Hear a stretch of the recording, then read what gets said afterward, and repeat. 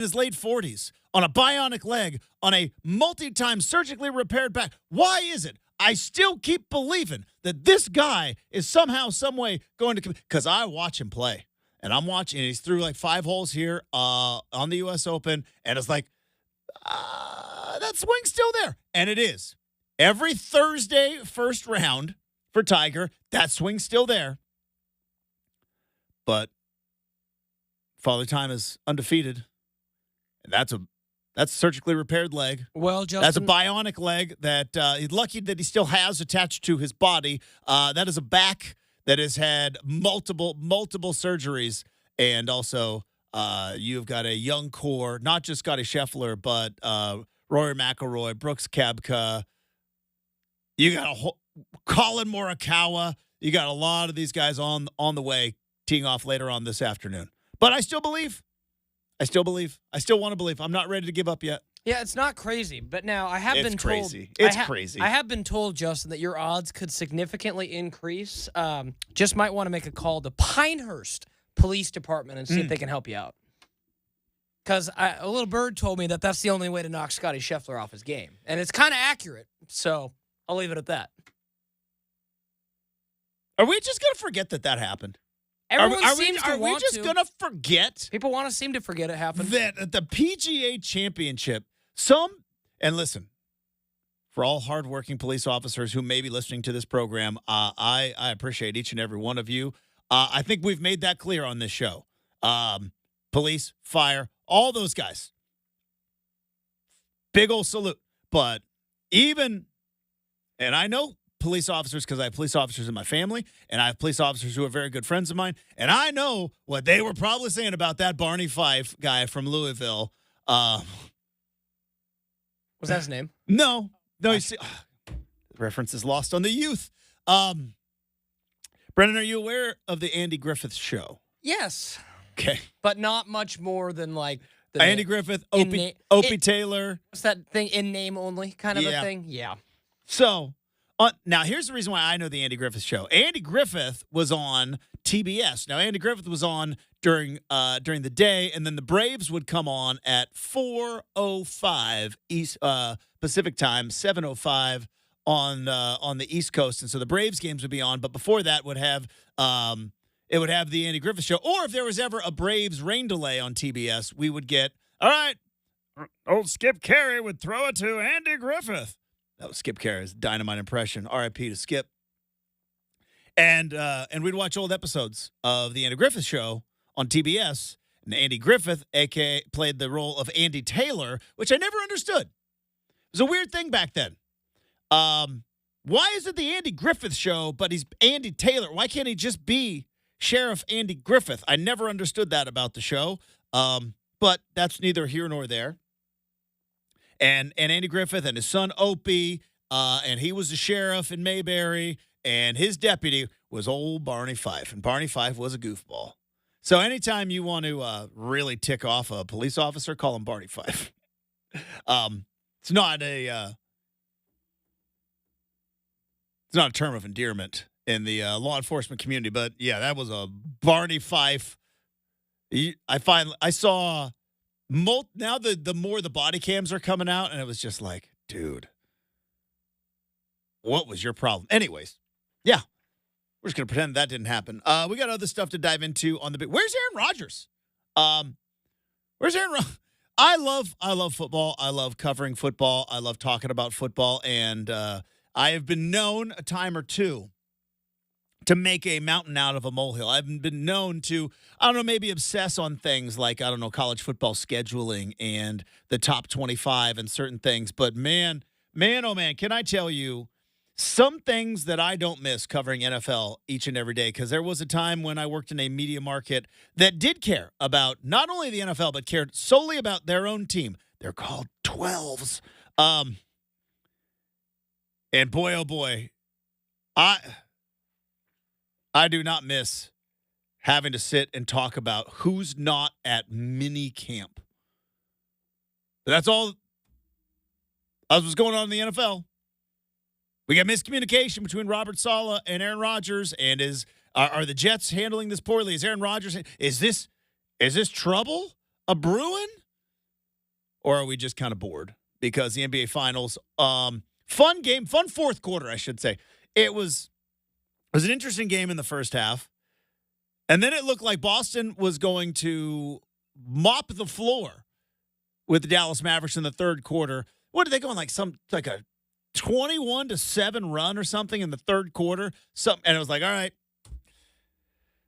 I'm going to watch this fourth quarter half-heartedly. I'm going to flip on Clipped on FX. I was watching that last night. And it's heating up, man. Half-heartedly watching, and I'm like, can I ask you a question? And I'm like, wait a minute, they're coming. Oh! We need to pause the show. I got to watch the fourth quarter. I have some thoughts on Luka. I have some thoughts on the NBA, and also I have a thought on conspiracy theorist. Another wrench in your gears. Yes, Brenden. Yeah, can I ask you a question about? You are more than welcome to ask questions. Does it bother you as much as it bothers me? Like, do you think that V. Stiviano was really that extra with literally they make her out to be the most extra Kim Kardashian type person possible? Do you think that was it kind of bugs a little bit? Not gonna lie. Other than that, solid. At the time this was going on, I was looking at it through a sports lens, right? When this was going on, I was watching because that's what's crazy about certain things like this. When sports bleeds into pop culture, right? Whether it's Travis Kelce and Taylor Swift, whether it's Caitlin Clark, right? The Caitlin Clark thing, we talked about it a couple of days ago. Talked about it with Pounce. I look at the Caitlin Clark thing solely through a sports lens. Is she good enough to play on the Olympic team? What's going on with is this something new? I look at it from a sports. When sports bleeds into pop culture, I have a hard time seeing it through the lens of pop culture. So when I was on the air, when this Clipper thing was going on, I was hosting my own show and couldn't even imagine. And talking about it. It was about how is this going to affect the playoffs? Because this was going on during playoffs. This was going on during the playoffs. And what's interesting is it's kind of like I remember almost everything about it, but that Clipper team kind of lost to time because this scandal happened, and it was the beginning of the Warriors dynasty. Because the Warriors would go on to and Steph Curry and everybody would go on to revolutionize basketball, and that Clipper team would kind of be lost to history. Which what happens when dynasties. We talked about Jerry West yesterday, right? And Jerry West and the amount of dynasties that he created. You know what dynasties do? Boy, they overshadow a lot of really good teams. There's a lot of really good teams in the 90s. Indiana Pacers were one of them, but played in the era of Michael Jordan. The Utah Jazz with Stockton and Malone. Probably not lost to history, but you're not going to be recognized because you played in the era of Michael Jordan. Right. And it's the 90s Bulls. Now, the Bulls won 6 titles in the 90s. I know how math works. There's 10 years in a decade, right? There were other teams. The Rockets, I think, they got their back-to-back championships, but it happened to be when Michael Jordan was retired, and 2, when he had just come back and not quite ready to take back the throne. But yeah, you think of that Clippers team was very good. Oh yeah, I mean that was Lob City. Blake Griffin. You had Doc Rivers, Blake Griffin at his peak, Chris Paul at his peak, DeAndre Jordan, where they still had a place for him in the NBA because we hadn't revolutionized with the 3-point shooting and great role players like Matt Barnes, Glenn Davis. Yeah. They were JJ Redick, right? And JJ Redick was. It's kind of funny to see his role in this show, Justin, especially when they were around the circle deciding whether or not to play. And it was just interesting to see what J.J. Redick brought to that locker room, if you know what I mean. I have a hunch it was not the way it went down. Yeah, that's fair. I think there is a lot of creative license being taken. Sure. And I think Chris Paul was on. McAfee the other day, and he was like, yeah, he had to, because Blake Griffin said, yeah, that happened. I went to this white party, and Donald Sterling grabbed me by the hand and took me around, And some old guy was like, hey, just keep smiling, kid. But then Chris Paul came in and was like, yeah, they were done doing the white parties by the time I got there. Interesting. And so it took a couple of years and smushed them together. It happens, right?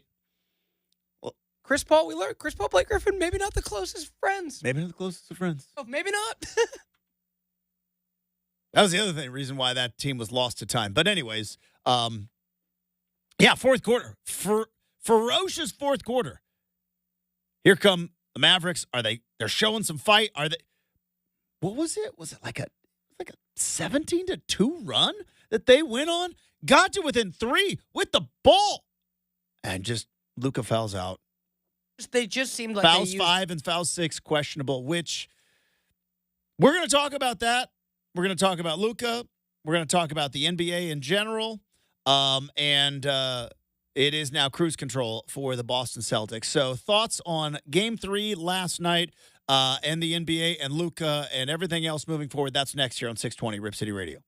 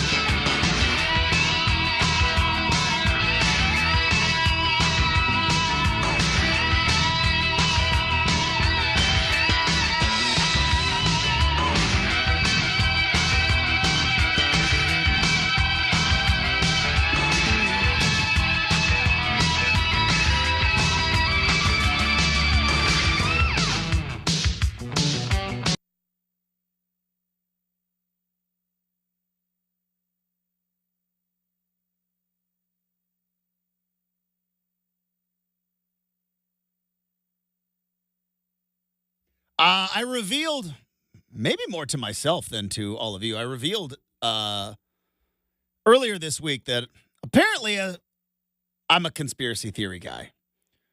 I've tried to say I'm not a conspiracy theory guy, but then every time I say that, I dive into more conspiracy theories. And as it turns out, maybe I am a conspiracy theory guy. I'd be like, yeah, I'm not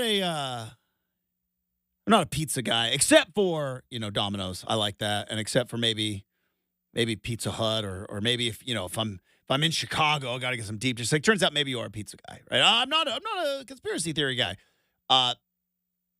Turns out I am. But there is one conspiracy theory that I have I've never fully bought in, because when you dive into some of these sports conspiracies, people get very selective about the things they put forth as evidence, right? And one of the biggest conspiracy theories for years and years and years was that the NBA is rigged. NBA is rigged. From the lottery to the playoffs, right, to the officiating, NBA is rigged. And this is not a straw man argument.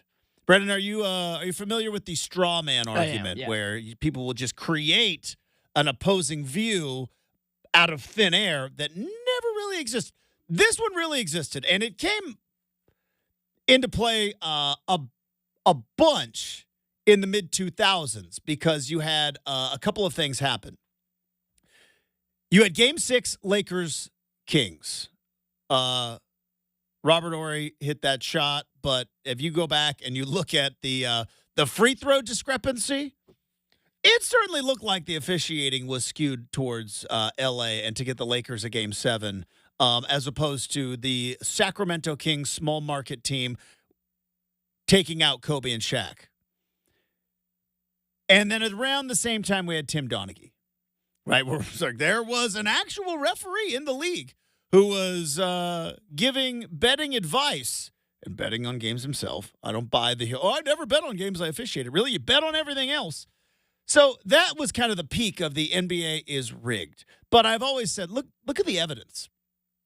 Look at the evidence around the league. If the NBA was rigged, if the NBA was truly a puppeteer in Adam Silver who learned it from David Stern before, playing with with action figures, how come we never got the New York Knicks, the biggest market in maybe all of the world, into the NBA Finals and to win the NBA championship? How come we never got a Kobe versus LeBron? I mean, LeBron was the best player in the East. Kobe was the best player in the West. We never got a Kobe and LeBron Finals, and there's more and more mountains and mountains of evidence. Boy, if Game 3, which is, I don't know if this is going to go down, Brenden, as a memorable series. It certainly is not going to go down as a memorable game. I don't think in 5, 6, 7, 10 years, I don't think we're going to be looking back going like, boy, Game 3, 24 finals. That one, but let me tell you, I might remember this game for a while, for maybe not the reason you would think. I might remember this game because anybody that ever tries to bring up that the NBA is rigged and that the NBA officials are given marching orders from the commissioner, I'll be like, Game 3, 2024 finals. Because, Brenden, if there was ever a time to rig the league, to extend a series, it would have been fourth quarter last night, and there's no way, shape, or form if the NBA is rigged. Luka Doncic fouls out with 4 minutes to go on those two calls. Now, I'm not saying they weren't fouls, but I'm not saying they were egregious. It was pretty borderline stuff. Regular season, January, yeah, those are probably fouls. Game 3 finals, Mavericks making furious comeback to potentially get back into the series and to extend said series, and then all of a sudden Luka Doncic is fouled out on what looked like a 50-50 foul. That was foul number 5, right? Was 50-50. Jaylen Brown wrapped his arm around. He underhooked him. Normally, regular season, double foul, moving on, moving forward. And then, all right, first off, let me say this. Luka, you're far too important to be trying to take a charge when you have 5 fouls. That's the basketball 101. I'm not going to sit here and pretend that I know a ton about basketball. But basketball 101 is if you're the best player on your team and you have 5 fouls and the coach says, all right, but be careful. You know what you don't do? You don't take a charge. Take a charge, you put it in the official's hands. That one's on Luka. But if anybody ever comes out and tries to be like, that NBA, I can't watch it because it's just rigged. It's just like, oh, really? Because Dallas was about to make one of the all-time great NBA Finals comebacks in the fourth quarter. And who knows if Luka stays in the game? Do they ultimately prevail? Do they complete the comeback? Who knows? They got within 3. But instead, 6 foul, 4 minutes to go, fourth quarter, game 3, knowing that nobody ever comes back from 3 games to none, and that likely the series is over. Yeah. Sell your crazy somewhere else, conspiracy theory peeps. Because if there was ever the biggest bit of evidence, now you might be saying, well, Justin, they just want Boston to win. No, they don't. If the NBA and Adam Silver were given truth serum, they would have been like, if anything, after the way these playoffs have gone, boy, could we really use a game 6. Now, Dallas might bounce back in game 4, and the gentleman's sweep may be in order, but I got to tip up my cap to our good friend Devon Pouncey, who said on Tuesday, he's like, yeah, they might win 1, but they're not winning the series. It's not going to go past 5. Certainly doesn't look like it's going to at this particular point. But if Adam Silver was truly a puppeteer, if he was truly like, playing like Risk, but with real-life basketball players, Luka doesn't foul out in the fourth quarter.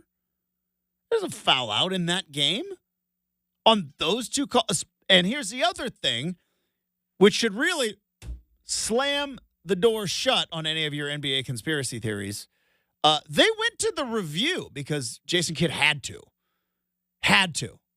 Knew he was probably going to lose the review. Now, that should put to bed the conspiracy theory argument here, which is, if the NBA truly wanted, we've seen in our beloved Pac-12,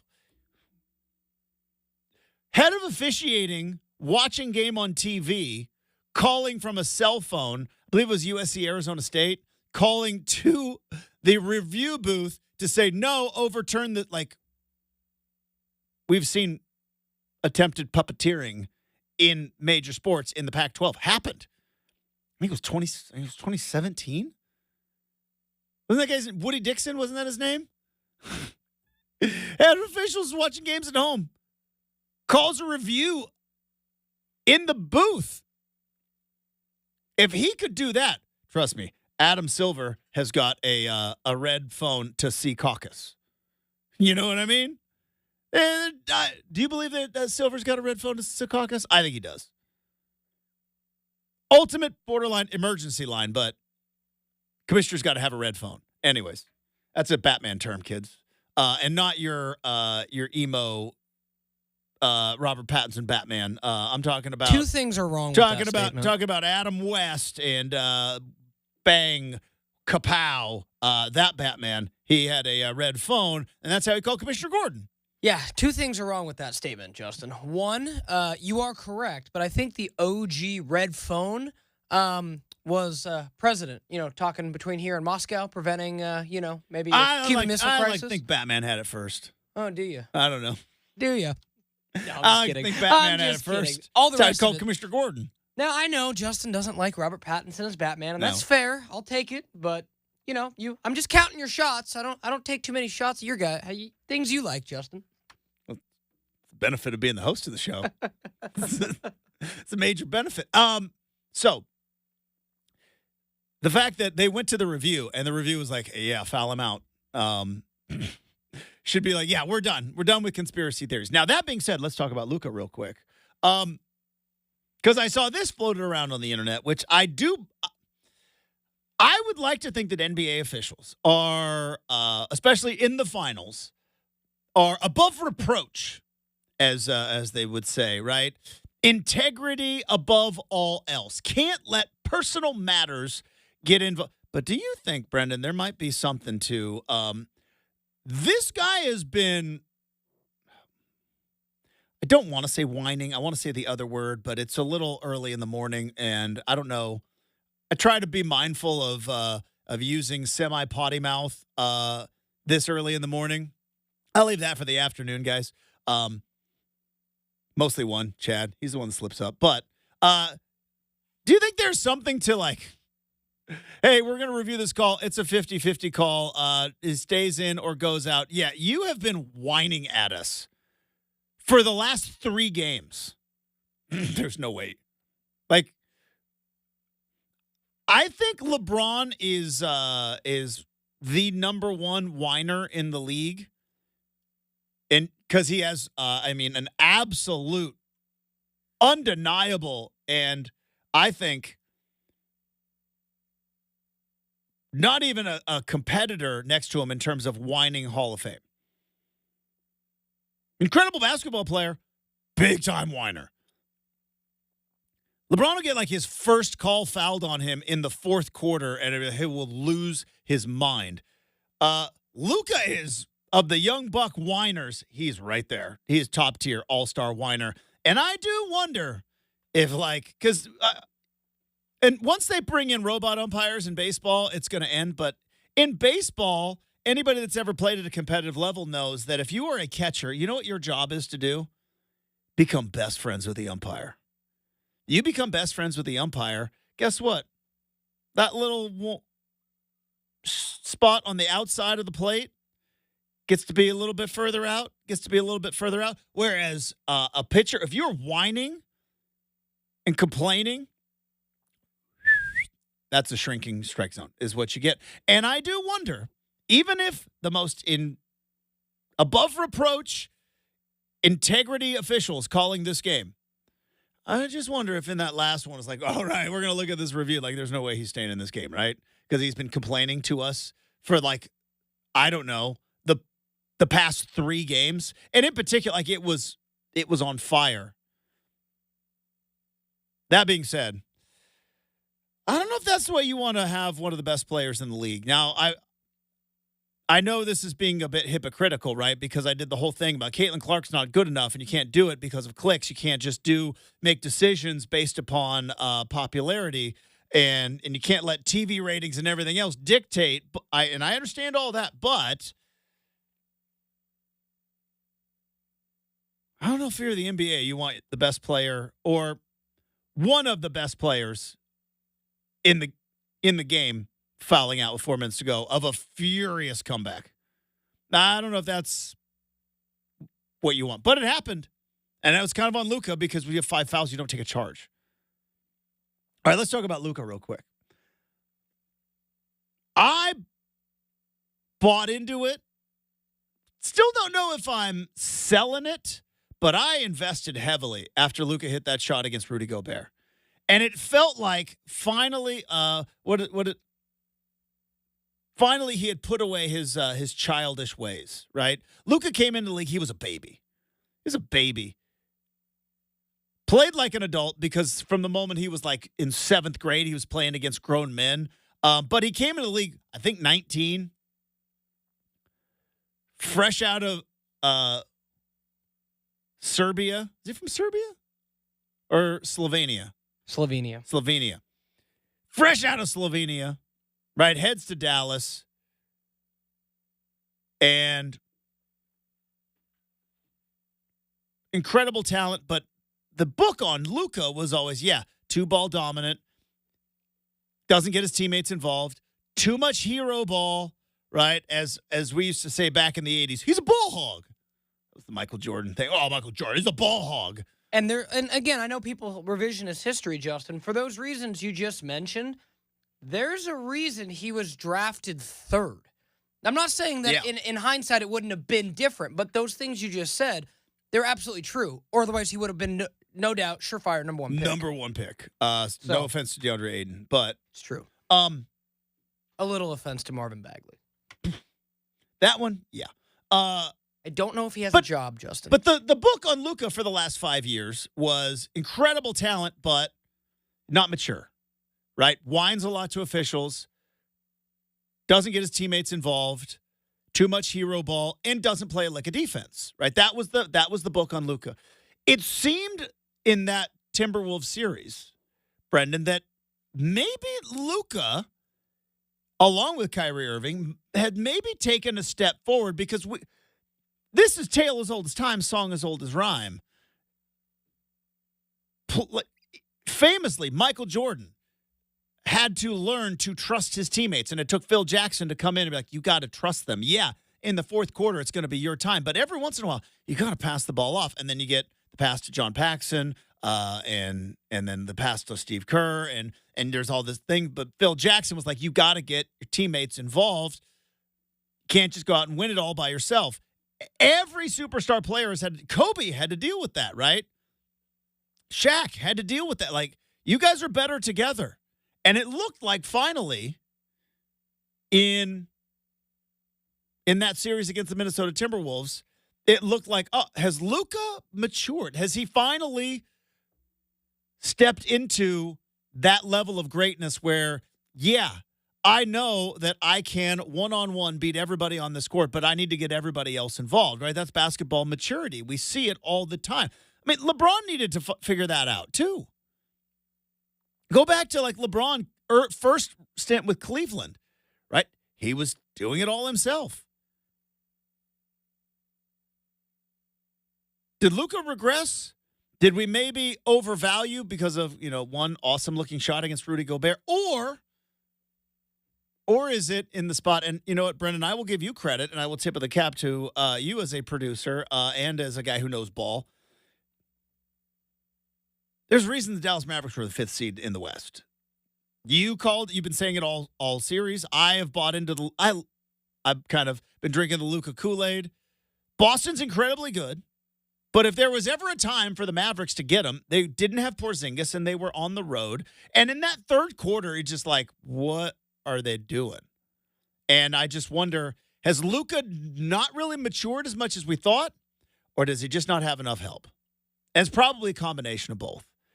Might have overvalued him based upon one series, and you win. You take that level when the stars or when the lights shine the brightest. That's when you up your game.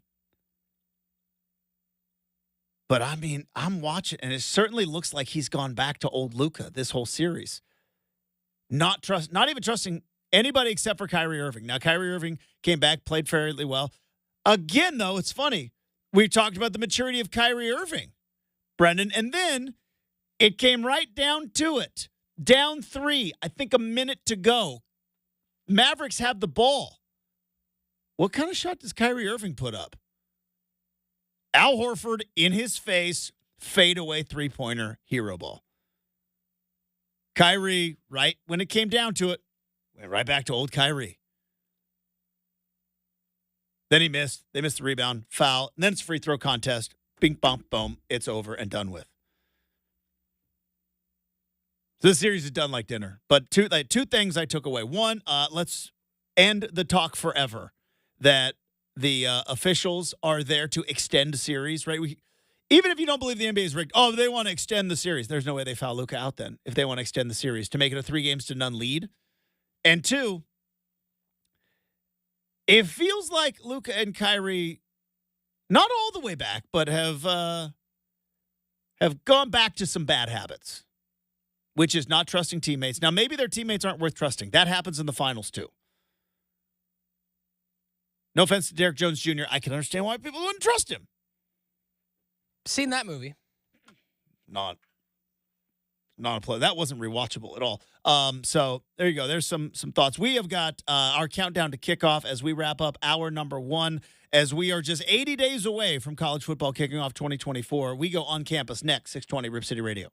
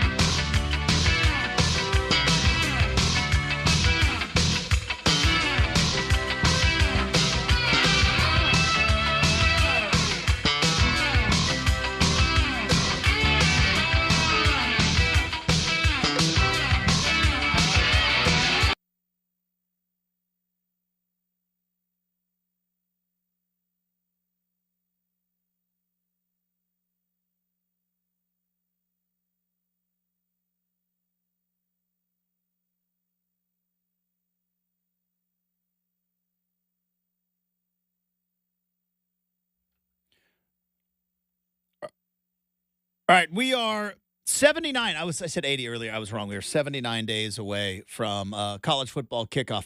Real quick, just why I took so long there. I've got a countdown app on my phone. I am worried about my old age. And I'm not that old. I'm 44 years old. But every once in a while, certain things happen in my life, and I go like, is this going to be a problem? Brenden, I don't know where any of the apps are on my phone. I don't. I use my phone every day. I don't. You know how like I've seen people say, shuffle around your apps. It keeps your brain sharp.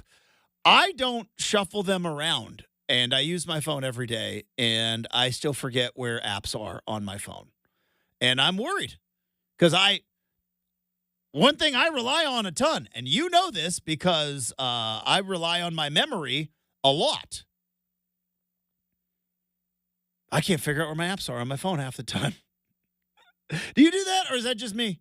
Do you know exactly where every app is on your phone? Yeah, that's just a you thing. That's a me thing. Not gonna lie.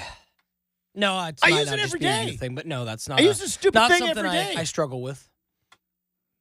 Insane. But that being said, I found my countdown app. We are 79 days away from college football kicking off the 2024 season. It is time for us to go on campus.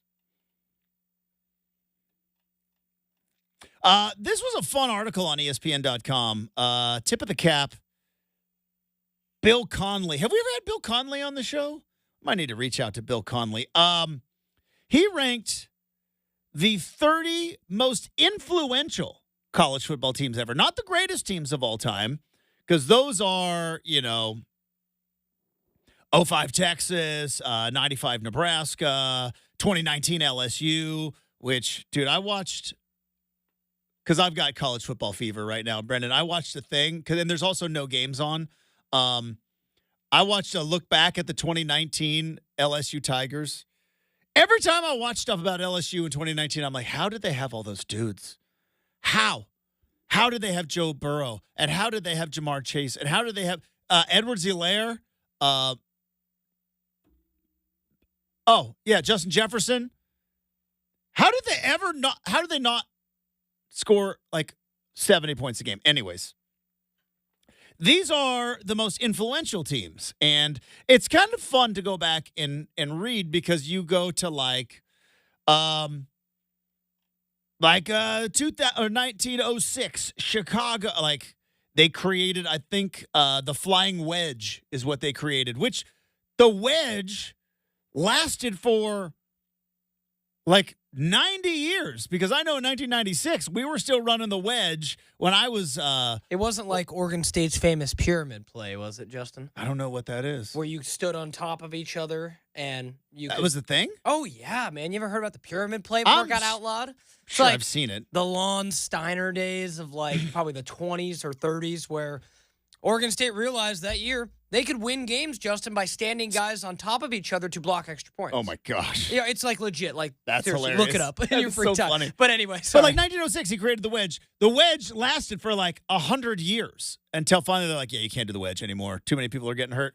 So it's things like that. Influential offenses. 2013 Auburn, right, with Gus Malzahn. And you look at some of the ways that they were using receivers, and there is an Oregon team. Now, I think they got the wrong Oregon team on here. It could be up for debate. But at number 15, most influential, and I also think they should be higher up on the list. But, alas, I'm an Oregon homer. They have 2007 Oregon on here, which, to be fair, first year of exclusive no-huddle spread offense that Chip Kelly would implement. Because in 2005, Mike Bellotti would make a humongous change to the offense, and Oregon would go to the spread. Why can't I remember that offensive coordinator's name? It's from BYU. Anyways. Ludwig? Not Ludwig. After Ludwig. Gary Crowton. Gary Crowton, thank you very much. I'm good at this. They'd bring in Gary Crowton. Gary Crowton would change it. They would go to the spread, but they would still huddle, right? And then Gary Crowton, he got the job at LSU as a coordinator, and Mike Bellotti went and hired this kind of unknown dude from New Hampshire that nobody really had ever heard of, named Chip Kelly. And again, I've told this story before of I was one of the first people to interview Chip Kelly because he got hired in the spring, and I was calling Oregon softball games with my man Terry Johns, R.I.P. to Terry Johns, one of the all-time best people in the world. And all of a sudden they're like, hey, the new offensive coordinator's here. We want to talk to him. And we're like, yeah. Don't know much about him. Turns out we would learn a lot. So in 2007, Oregon not only did the spread, but they implemented no huddle and the signals from the sidelines. I feel like 2009 was more influential because 2009 was when they first instituted tempo, and maybe even 2010 because they really didn't get that Ferrari perfectly humming. It's 2010. Until about 2010. An outsider says 2010. 2009 is when you started to see it. It's the first, because Chip Kelly was the head coach and was like, this is what we're doing. And you're like, this is going like that CW in 2009, maybe the greatest game ever played between the two teams. Yeah, it was so good. Now, I don't look at it that way. I don't know way. if it's maybe. I think it's definite. Yeah, see, definite for the winning side, maybe for the losing side. But that being said, you could see, this little spread thing's going to give Oregon State some problems. Yeah. And they would go on to not win again until 2016. So there you go. So I would say 2010, but I see why they put 2007 in there because that year, Dennis Dixon was going to win the Heisman Trophy. Oh, he doesn't pop his ACL. They don't lose to Arizona. They don't lose to Oregon State. UCLA, too. Yeah, and that team, they went to the UCLA game. They had no players. I can't remember who they ran out at court. Was Justin Roper? No, they were running out at that time Brady Leaf, but Brady Leaf was playing on a broken foot. Oh, Brady Leaf. Running the spread on a broken foot with Brady Leaf. That sounds inefficient. And Jonathan Stewart was hurt. Dennis Dixon was hurt. Cameron Colford everyone was hurt that year. Half the defense was hurt anyways. Jeremiah Johnson was hurt. So anyways, you would get to know him next year. I think they should be higher up on the list. If I were to pick an Oregon State team that had influence, that maybe even like a little bit ahead of their time, boy, 2001 Oregon State would fit right in the NIL transfer portal world. Or excuse me, 2000, not 2001, 2000. 2000 Oregon State, boy, if Dennis Erickson, Brenden, in his prime, was able to get unlimited transfers and NIL payments, I don't know. Maybe it worked because it wasn't so above the table. But if I were to pick an Oregon State team that you could say was influential, it was 2000. Yeah, it was 2000. I don't think the ability to win with that many transfers and that many JUCO guys, right? Nobody thought it was possible back then. Can't win with that. We can't win primarily with JUCO guys. You got to get those high school kids, and you got to develop them, and you're not going to get 4-star guys in Corvallis. You got to get those 3-star and 2-star guys, and you got to develop them. And Dennis Erickson came in and said, these guys may have had some trouble, and I don't care. They're going to be here for 3 months. They're going to win a lot, and then they're going to be out of your lives. Cool? Do we get to beat Oregon? Yeah, you do. Great. We shall take that deal and go to the Fiesta Bowl. All right. We've got hour number 2 coming up next, 620 Rip City Radio.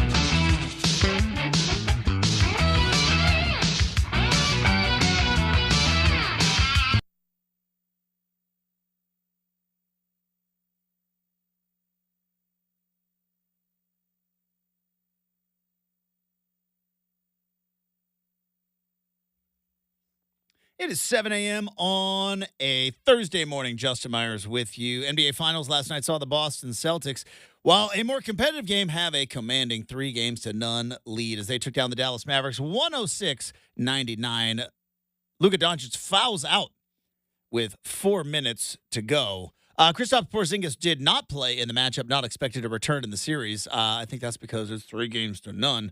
And Boston really doesn't need any more help to win this whole thing. The U.S. Open is currently underway at Pinehurst number 2 in North Carolina. Brooks Koepka at 2 under is on top of the leaderboard. Colin Morikawa right behind him, sitting in second place. We're going to talk to Dave Coleman. PGA Dave joins us in hour number 3 to take a look at the U.S. Open and the unique course that is Pinehurst number 2. But hour number 2 of RCM starts right now on 620 Rip City Radio.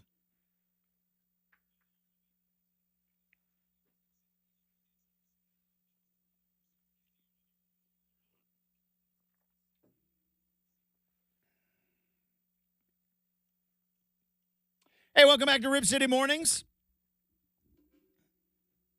It is hour number 2. We have got Make or Miss coming up in approximately 20 minutes. Stuff we saw on the internet is going to be coming up in about 45 minutes.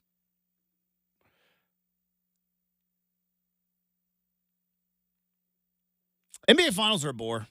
It was fun to see a competitive fourth quarter, but too much Boston.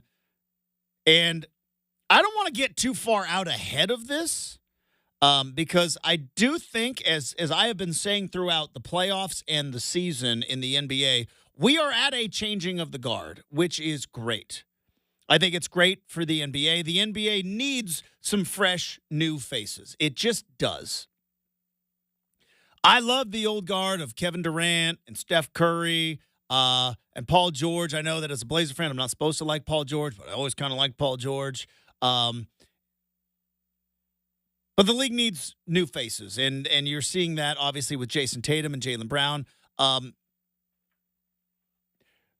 Brenden, is this Boston Celtics team about to be a dynasty? Not a dynasty, I guess I should say. But it's interesting because you looked at the NBA post-bubble, right? Post-bubble.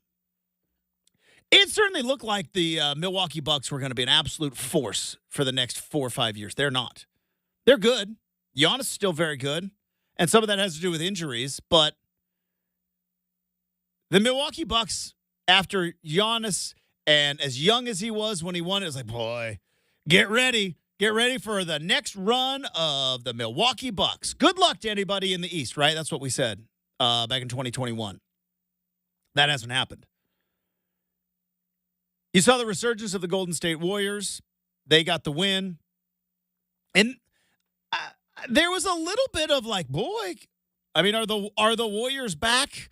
But I think the Jordan Poole, Draymond Green punch, injuries, age, all that stuff.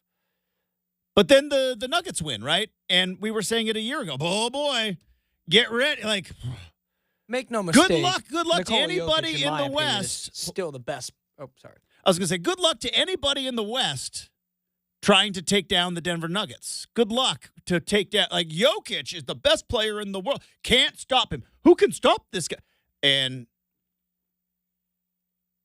so you have to wonder, like, I'm looking at the Celtics and I'm like, man, they are a wagon. They look like they have got everything you could possibly want.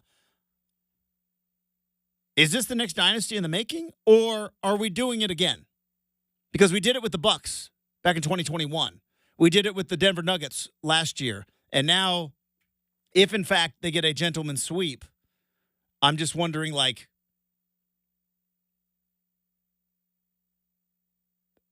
are the Boston Celtics about to have now a Tatum, Brown, maybe Holiday, not quite big three, but as big as you can get in the NBA anymore, run? Or are Dame and Giannis going to figure it out? Or are the New York Knicks on the way? Can the Pacers figure it out and make a run at it? I don't know. I was thinking about that last night. I was like, man, The Celtics team certainly looks like they are without flaws. I don't see a flaw in that team. Do you? For the Celtics? No. I think that, they've drafted well. They've got a core that's under contract for a long time. And as long as Tatum and Brown are there, they're going to be very competitive. They may move out tertiary pieces over the years, like Drew Holiday and Porzingis. And I think as long as you keep those two, Tatum and Brown, and if you keep, and I think the secret sauce for the Celtics, now I might be sounding like a basketball dum-dum right now, and to the smart basketball people that listen to the show, first off, why are you here? Second off, I apologize. But Brenden, it seems like the secret sauce to the Celtics is Holiday. You've been saying it for a while, that how on earth did they ever let that trade happen if you're the Milwaukee Bucks, right? How did that go down? Well, the reason is because we all have starry eyes, and Giannis wanted Dame and didn't maybe realize the value that Drew Holiday had. But the secret sauce is you have a perimeter player in Drew Holiday who does not have to score. He doesn't have to score. Luka and Kyrie, they have to score. You've got scoring. You got scoring with Tatum. You got scoring with Brown. You just have Drew Holiday out there to play defense on the perimeter. And that, to me, that's the secret sauce. Because how many teams in the NBA have that advantage, which is you have a premier perimeter defender who is not leaned on to being a scoring threat. You know what I mean? Yeah, I mean, I think it's the fact that the Blazers played a significant role in Boston's championship this year, I think is something that's kind of ironic. And, you mentioned it yesterday with Pounce. Drew Holiday wasn't going to be a Blazer, but when you step back and realize a guy who brought that much of a finals impact was briefly on this team, you realize what Damian Lillard's value was. And I'm not trying to, diminish Malcolm Brogdon, but as I've said for the last couple months, there's a big reason the Boston is significantly better. Like, just on paper, Justin, and we'll see, all guys have a chance to still show. Does Boston look like they're missing Robert Williams? No. Malcolm Brogdon? Or Marcus Smart? Nope. Yeah, man. Brad Stevens got it figured out. GM of the year. He was. He was GM Did he win Executive of the Year? Yeah. All right. Yeah. I have, Executive of the Year is one of those awards that I dislike immensely. Oh, it's better than Coach of the Year, though, because I think it's exactly the same. Oh. It's exactly the same. Because here's the deal, Brenden. Especially now, whomever has the team that wins the championship, that is the Executive of the Year. It just is. That's the Executive of the Year. I was looking back, and we talked about Jerry West a ton yesterday. Brenden, Jerry West won Executive of the Year twice. Responsible for 8, maybe 12 championships. He won Executive of the Year twice. That's more egregious than the lost 93 or 97 Michael Jordan MVPs. Right? The Karl Malone, Charles Barkley MVP seasons that were not given to Michael Jordan. Right? That more egregious is that there were years where Jerry West was putting together teams. And now maybe he probably wasn't exactly Executive of the Year with the Warriors because he was on the board, even though everybody knew that he was the one kind of in charge of the draft and he was in charge of player acquisition. And I was listening to Chad and Dwight talk about it yesterday as well. And we talked about all of the, from the Magic Johnson move, right? He drafted James Worthy. Pretty good pick there. Created the Showtime Lakers. But I think we talked about a smidge, but just a blip.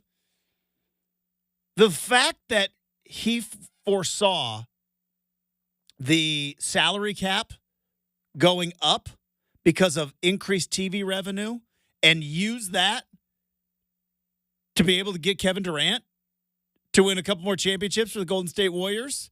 Right? Because everybody was worried about bloated. It's wait, that TV money is coming in, and I think ultimately we're going to be able to go get Kevin Durant. I think we're going to be able to afford this.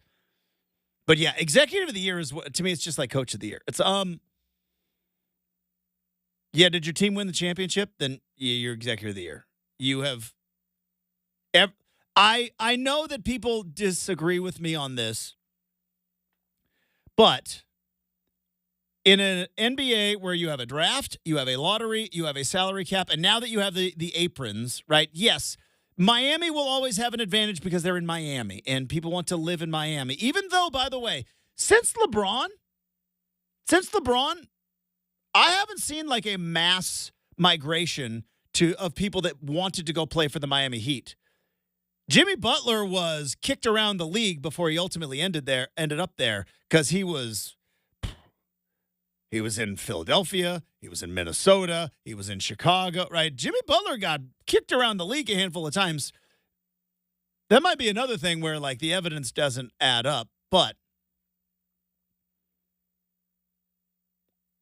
I think all things being equal, smart executives can find a way to win anywhere. You can find a way to win anywhere. Yeah, college football, big money schools are always going to have an advantage. But I'll say this too, is I need to look to confirm, but Brad Stevens won Executive of the Year. Danny Ainge largely built this team. And I don't think, again, yes, because he drafted Brown, he drafted Tatum. That is the core, the crux of this team. Don't think he ever won Executive of the Year because the Celtics were never close. Yeah. Right. They got to the Eastern Finals with a young Tatum and but you know what I mean? But technically, like Brad Stevens, like he made the move. Like Marcus Smart was Defensive Player of the Year. And he moved him. That took and he said, stones. It's not going to work. We're not going to pay you what you want to be paid. We are moving you. And he was like Mr. Celtic too. That was big. He really was. But do we credit Brad Stevens with Joe Mazzulla? Like, I got to imagine he probably had a lot to do with that. Ime Udoka went to the finals, and it was like, yeah, whatever happened there, which, again, we don't know, but whatever happened there could have completely dismantled that. It's like, I know Joe Mazzulla, he was on the bench there, but you're the Boston Celtics. Ime Udoka, when he was forced out, Celtics could have went and hired anybody, right? Okay, so for what I had to make sure I was on point. So Brad Stevens was on the bench as soon as Danny Ainge pushed him up. So at one point, Justin, they had Ime Udoka, Joe Mazzulla, and Will Hardy as assistant coaches. Will Hardy's coach of the Jazz right now. Yes, all three are head coaches now. So funny enough, Danny Ainge is like, I like that guy who I hired. So yeah, maybe Danny Ainge should get more credit for this Boston just saying, team. he did put together a pretty darn good coaching staff. 3 head coaches. And one of which is your coach that you had in the cupboard when scandal rocked your original coach. All right. Tip of the cap. Hey, you know what? I always give credit to Danny Ainge. You want to know why? 5'4" guy. But he didn't need an interview here, though. Neither here nor there. All right. We he needs to come home, Justin. We have got Make or Miss coming up in a bit. I do want to remind you that we are keeping Ticket Tuesday and its winning streak alive here on Rip City Radio with exclusive tickets to the Hillsboro Hops all season long. Listen to Rip City Drive each and every Tuesday afternoon for your chance to win and get Hops tickets now at hillsborohops.com. Make or Miss next, 620 Rip City Radio.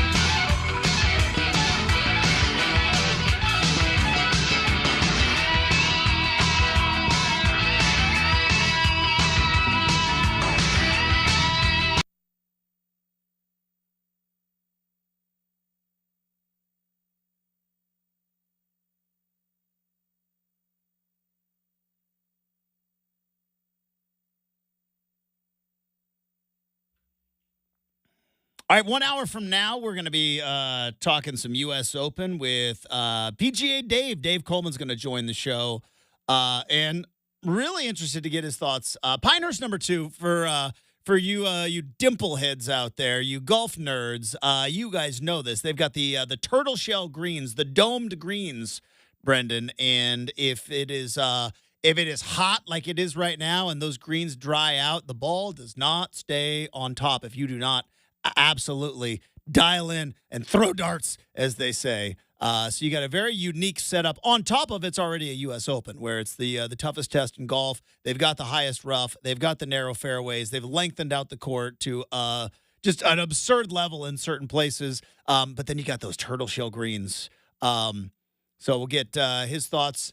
Can anybody take down Scottie Scheffler the way he's playing right now, other than local police magistrate? Does Brooks Koepka have a shot? Brooks 2 under right now. Depends on if Brooks can keep us cool. Brooks is usually pretty good at keeping his cool. He hasn't had too many blow-ups. Was it the Masters a year and some change ago when he was leading on the Sunday? And there was some slow play in front of him, and he was a smidge irritated, as we all are. Slow play is the worst. It is the worst. I wouldn't have any frame of reference to that, Justin, because I've never golfed. I know. I'm trying to think, because I'm learn. fairly good at analogies. I'm trying to think of like what would be like the real life equivalent of slow play. It's not as bad as being in traffic, but it's kind of like that, where you're just like, I can see ahead of you, and you are slow. It'd be like driving around, and everybody else is going at a certain pace, but then for whatever reason, the car in front of you just decides, I'm going to pass this truck right now. And you're like, what are we doing? But you're also trying to have fun and a leisure activity. So no, it's fair. Like I said, it's on my bucket list to learn. But, at this point, it's like ripping that Band-Aid off and finding someone who has the time and patience to teach me. It's tough. It would be, I don't know if it'd be better or worse to start a sport in your late 20s. I don't have a choice if I wanted to, right? So it's like, yeah. Well, you could always go back to tennis, because you've got, you played tennis as a child, as a high schooler. Golf sounds like a more fun outing that you can do with friends. But I'm just saying, you could probably grab a racket and the fundamental, oh yeah, they just come back. It's just about getting back in shape. Golf, you got to learn I don't know. It'd be interesting. It's a big investment though. Maybe we'll get you out there. We'll find somebody else. Find somebody to give Brenden lessons on the golf course. Yeah, well, like I said, I could work my way up time and time. So we're going to talk to Dave Coleman coming up in about an hour from now. We do have stuff we saw on the internet as well. Right now, though, it is time to get to Make or Miss.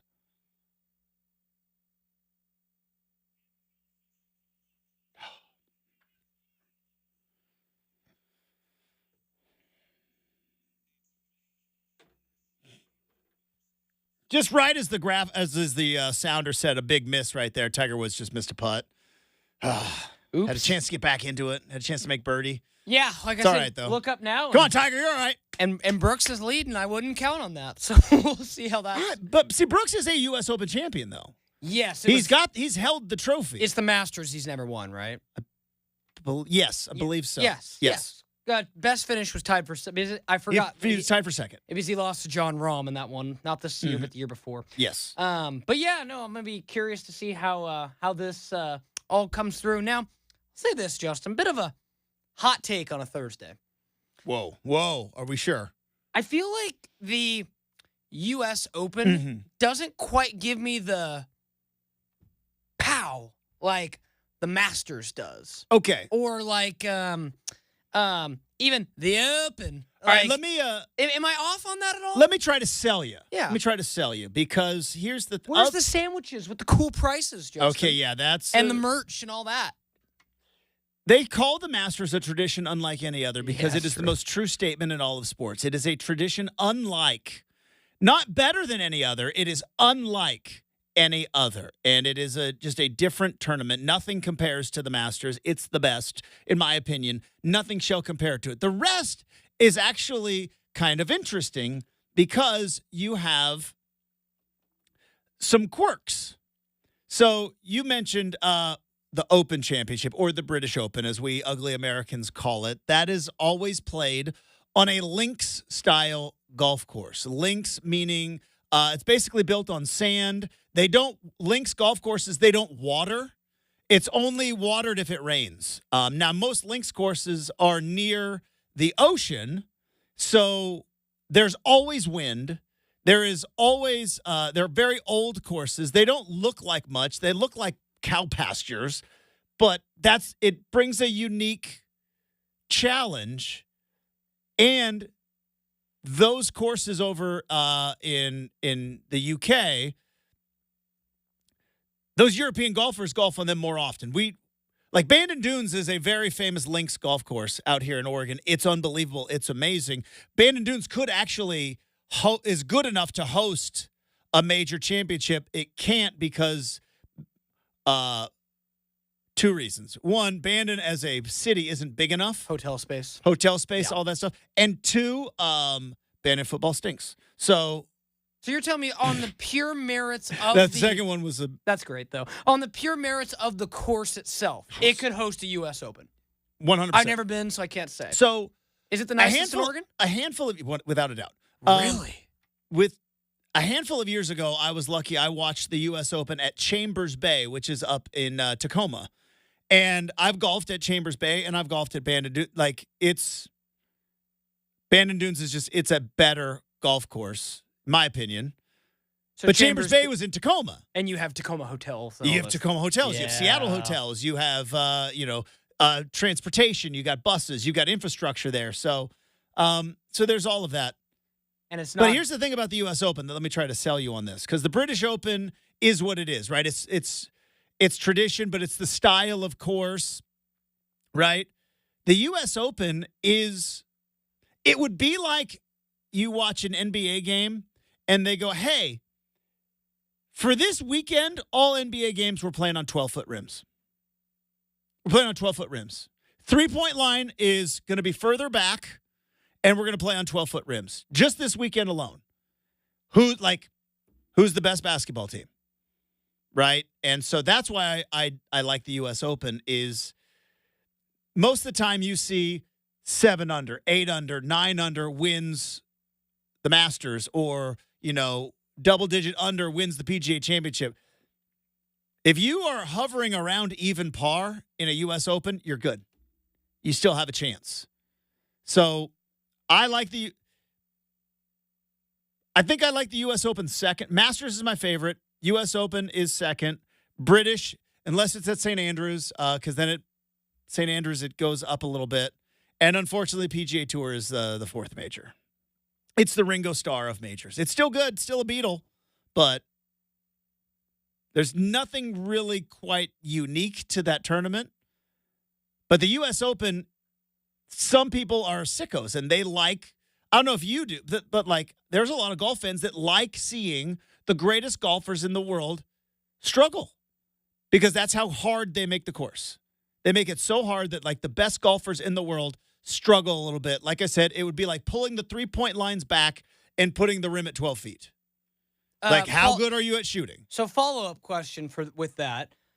Don't they typically say that the Masters is ridiculously hard too, unless you're like a Tiger who knows the course all that well? Or is it a new level because every year the U.S. Open location changes? Every year the U.S. Open location changes. Every year the specs change in terms of how they do the rough, how they do the fairways, the length of the course.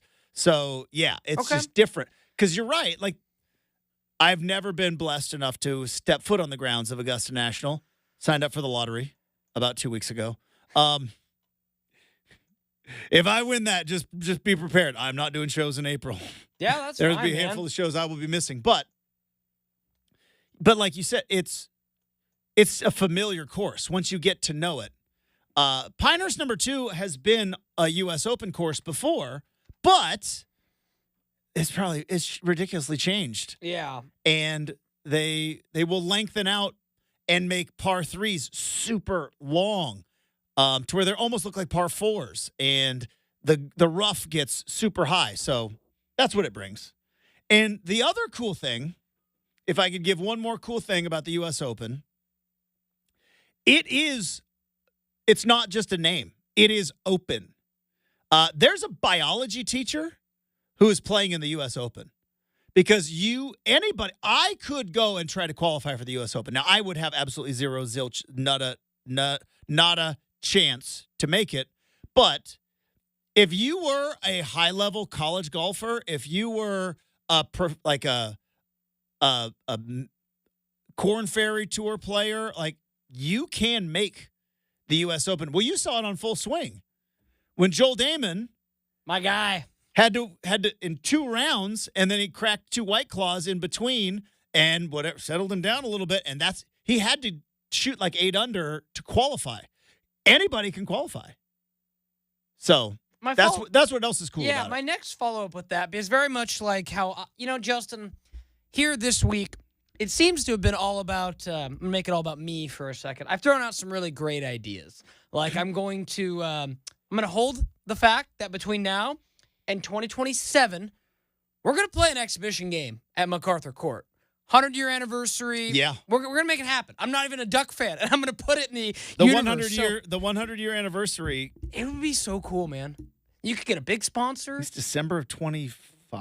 And they have to play Willamette, just like they did they play Willamette. in 1926. Yeah. Now, again, biggest thing is, might be like a building code hazard to get people in there. So I need to figure that out. Mm-hmm. But so that's one idea. 2, Justin, now that you've kind of opened my mind, and you would say, Brenden, if you knew anything about golf, you would know that Brenden was great. So I'll fully admit that. Mm-hmm. So is it, you said lack of space, and that makes sense for Brenden. Yes. Coos Bay is the biggest city on the Oregon coast by population. 16,000 people. Yeah. I just confirmed this as we look. Mm-hmm. Is there... And they're having a Fred Meyer there. It's true, right? Fill the truck. We may talk about that. Again, I've been to Coos Bay. I've stayed in Coos Bay Motel, so I know what we're looking at here. We're looking at a largely Motel 6. I've stayed at that one. In Coos Bay, they used to have a Red Lion, baby. Oh, dude, they had a Red. Does Red Lion hotels still exist? They still exist, but they are rare. The Myers family, when we would go on treks, Motel 6 was our go-to. We knew exactly, like, there was a Motel 6 everywhere. It was affordable, but boy, if we were feeling it, we'd stay at a Red Lion. And there was a Red Lion in Coos Bay that had a pool. We used to stay there for baseball tournaments all the time. And there was a Red Lion there. Yeah, still over 1,000 locations. Hey, way to go, Red Lion! Let go of the some of the cool ones, but nevertheless, dude, Jansen Beach Red Lion, like that's. I talked about the Myers family barbecue that we would have every Labor Day up here at my uncle's house. Yeah. R.I.P. Uncle Fred. But the Red Lion at Jansen Beach was the go-to. That's where we stayed. So it was the spot. Yeah. So in that case, again, I'm not disparaging. What was the Slaughter family hotel? KOA campground? Oh, no, you guys are campers, right? If you are the true Southern Oregon, and I've never mentioned this before, and you're going to get a kick out of this, might hijack the rest of Make or Miss, but we'll see. If you're a true Southern Oregon guy, I am. You've probably heard of the tiny little, not even city, incorporated community of Winchester Bay. Yeah, of course I know Winchester Bay, dude. The Winchester Bay Inn was heavily populated by the Slaughter clan for, I want to say, 20 to 25 years. Like, it had been that long. Only recently had we stopped making that pilgrimage because the Winchester Bay Inn. Oh, yeah. My family, Justin, was in Eugene. And when you were in Eugene, you went to the southern coast, right? You didn't go to Newport or Depot Bay or, Cannon Beach. And as a kid, it was like, oh, we live in Sherwood, but, the best fishing was at Winchester Bay, so we had to go all the way down to the southern coast. A lot of great memories at old Windy Bay, but there ain't much there, Justin. No, there's not much there at all. Not much there. But that to be said is long story question. If Coos Bay had a Ritz-Carlton, would this conversation be stopped and finished as far as whether or not Brenden could host? You would need just like I think one you would really need nice 4. Okay, so you need that. Yeah, many. like That the many amount of people, because again, it's not like the Masters, right? The Masters, It's like the All-Star game for the NBA, or Yeah. bigger. it's about like that. It's and my only frame of reference is I went to the Chambers Bay U.S. Open, and there was so many people, and they want it that way. It's not like the Masters where they keep it limited because they can, because they're all gajillionaires there, and it doesn't matter. Well, the U.S. Open, like they want to turn a profit. They want as many people on the course as possible, and it beyond the hotels in and around Brenden, the infrastructure, roads in, roads out, Can't handle that many people. just could not handle that many people. That's a bummer, though. That we It is have a bummer, but it's also the maybe other part of thing the is reason they the like it. only reason that Brenden Dunes is so beautiful is because it does not have a crazy It's infrastructure around untouched. it. Yeah, got you. It makes sense. Got you. All right, well, let's get in. And also, did I mention Brenden football sucks? Hey, the only thing I know, and I kid you not, folks, the only thing I know about Brenden They stink at was football. that a golf course was there. Yep. Joey Harrington has a big tournament there. Yeah, he does. That's kind of it. And they stink at football. Like, and they make cheese, right? Is there Yeah. Brenden cheese? Big cheese thing there. Yeah, see? So, like, even I didn't go as far south as Brenden, man. We went to Coos Bay, and they're like, no more further south than that. But yeah, because they have they had Brenden by the Sea, which was like a whole thing. Yeah. Yeah. Okay, let's get into one maker miss before we I close, hated them Justin. so much. As it turns out, Joey Chestnut was totally okay missing Nathan's because he was going to get a massive bag from Netflix. So he's got a Netflix deal now? Oh, Joey Chestnut does? I missed yeah. this story. Yeah, so I need some more context yes. here. So I know, again, I get so frustrated because not everybody, but too many people in my industry, in the media industry, were stupid on this. And it was like, oh, Joey Chestnut wants to eat vegan hot dogs. Like, no, that's not what he did. He signed an endorsement deal, and Nathan's was like, no, we have exclusivity. We're paying a lot of money for this hot dog eating contest. He's not going to come in here with a competitor as a competitor's endorser. And so that's what, Joey Chestnut wants to eat vegan hot dog. No, that's not what it is. No, Justin's he was gonna be- always going to eat Nathan's hot dogs. It was just, he was endorsed by Impossible Meats, I think is what it was. Yes. Which again, I don't know if you heard about that. That's been in the news, Justin, saying that things that are in Impossible Meats being linked to some not so great things. So just when you think it's like, oh, I'll eat plant-based stuff. yeah. But no, long story short here, saw the headline yesterday. So you're telling me that the whole thing is not really healthy? It's just a big marketing ploy? Weird. Could be. Never heard that before. Could be. By the way, there's no such thing as keto bread either, in case you're wondering. But, Justin, you're going to love this. Joey Chestnut and Kobayashi are meeting up in a Netflix live eat-off. Labor Day. That's my birthday. Happy birthday to Justin. September 2nd, live Netflix special will be Chestnut versus Kobayashi unfinished beef. You want a hot take? Could this end the hot dog eating contest? It might. One of them might die. So. No, I'm just saying. I'm just kidding. But yeah. If you hold the Nathan's 4th of July hot dog eating contest without Joey Chestnut or without Kobayashi, I think that combined have won the last 20. I believe they have won the last 20. What are you even doing in Coney Island? Let me look real quick just to make sure. It might even be more than the last 20. When was the last time somebody not named Joey Chestnut or Kobayashi won the title other than the one blip when Chestnut got dumped? He got dumped and didn't win one year. Matt Stoney, 2015. Yeah, that was the year that Joey Chestnut, he got dumped. Yep, 8-year winning streak of Joey was taken out Yeah. then. I do have to get credit. There has been, it's because, I never seem to notice it on TV. There is a woman that has been quite dominant on the women's side, too. Miki Sudo. I don't know if I'm saying her name correctly, but she's won the woman's side. Gosh. Yeah, but how many on the men's side between 2014. Kobayashi and... Yeah, I mean, take out that 1 year of Matt Stoney, Chestnut, Kobayashi. You got to go all the way back to 2000. 24-year run of those two guys. Yeah. So what are you going to, good luck. Good luck, Nathans. All right. We wrap up hour number 2, stuff we saw on the internet next, 620 Rip City Radio.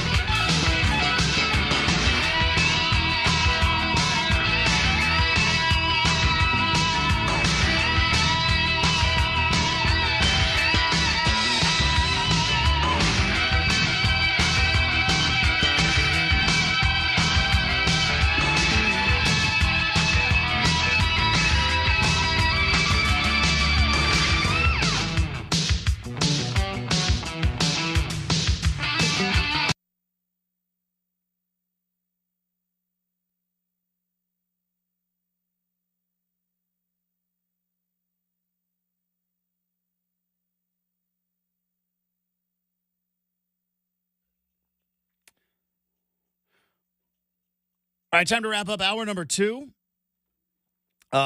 Before we get into a ridiculous question I want to ask super producer Brenden, I do want to remind all of you, this is not ridiculous. It's actually a very good cause, that us here at iHeartRadio and our good friends at Toyota need your help in filling the truck with canned and non-perishable food items to benefit the Oregon Food Bank. Bring your donations and look for the specially marked Toyota Tundra at 2 different Fred Meyer locations this weekend. Saturday, June the 15th in Coos Bay. That's from noon to 2, and Sunday from noon to 2 on the 16th in Newport. While you're there, sign up for a chance to win a trip for 2 to the iHeartRadio Music Festival in Las Vegas. And visit the events page at ripcityradio.com for a complete list of dates, locations. Join us at Fred Meyer as we fill the truck for the Oregon Food Bank. Now, we were talking about the hot dog eating contest, and it's a very big deal. I wonder if there's a whole orchestrated thing here. Because as Brenden mentioned in the final make or miss there, Joey Chestnut has been banned. He's been banned from the hot dog eating contest. Now, apparently, the rules are, according to the governing body, which is Major League Eating, and I can't believe I'm talking about this as serious as I am, has a hot dog exclusivity.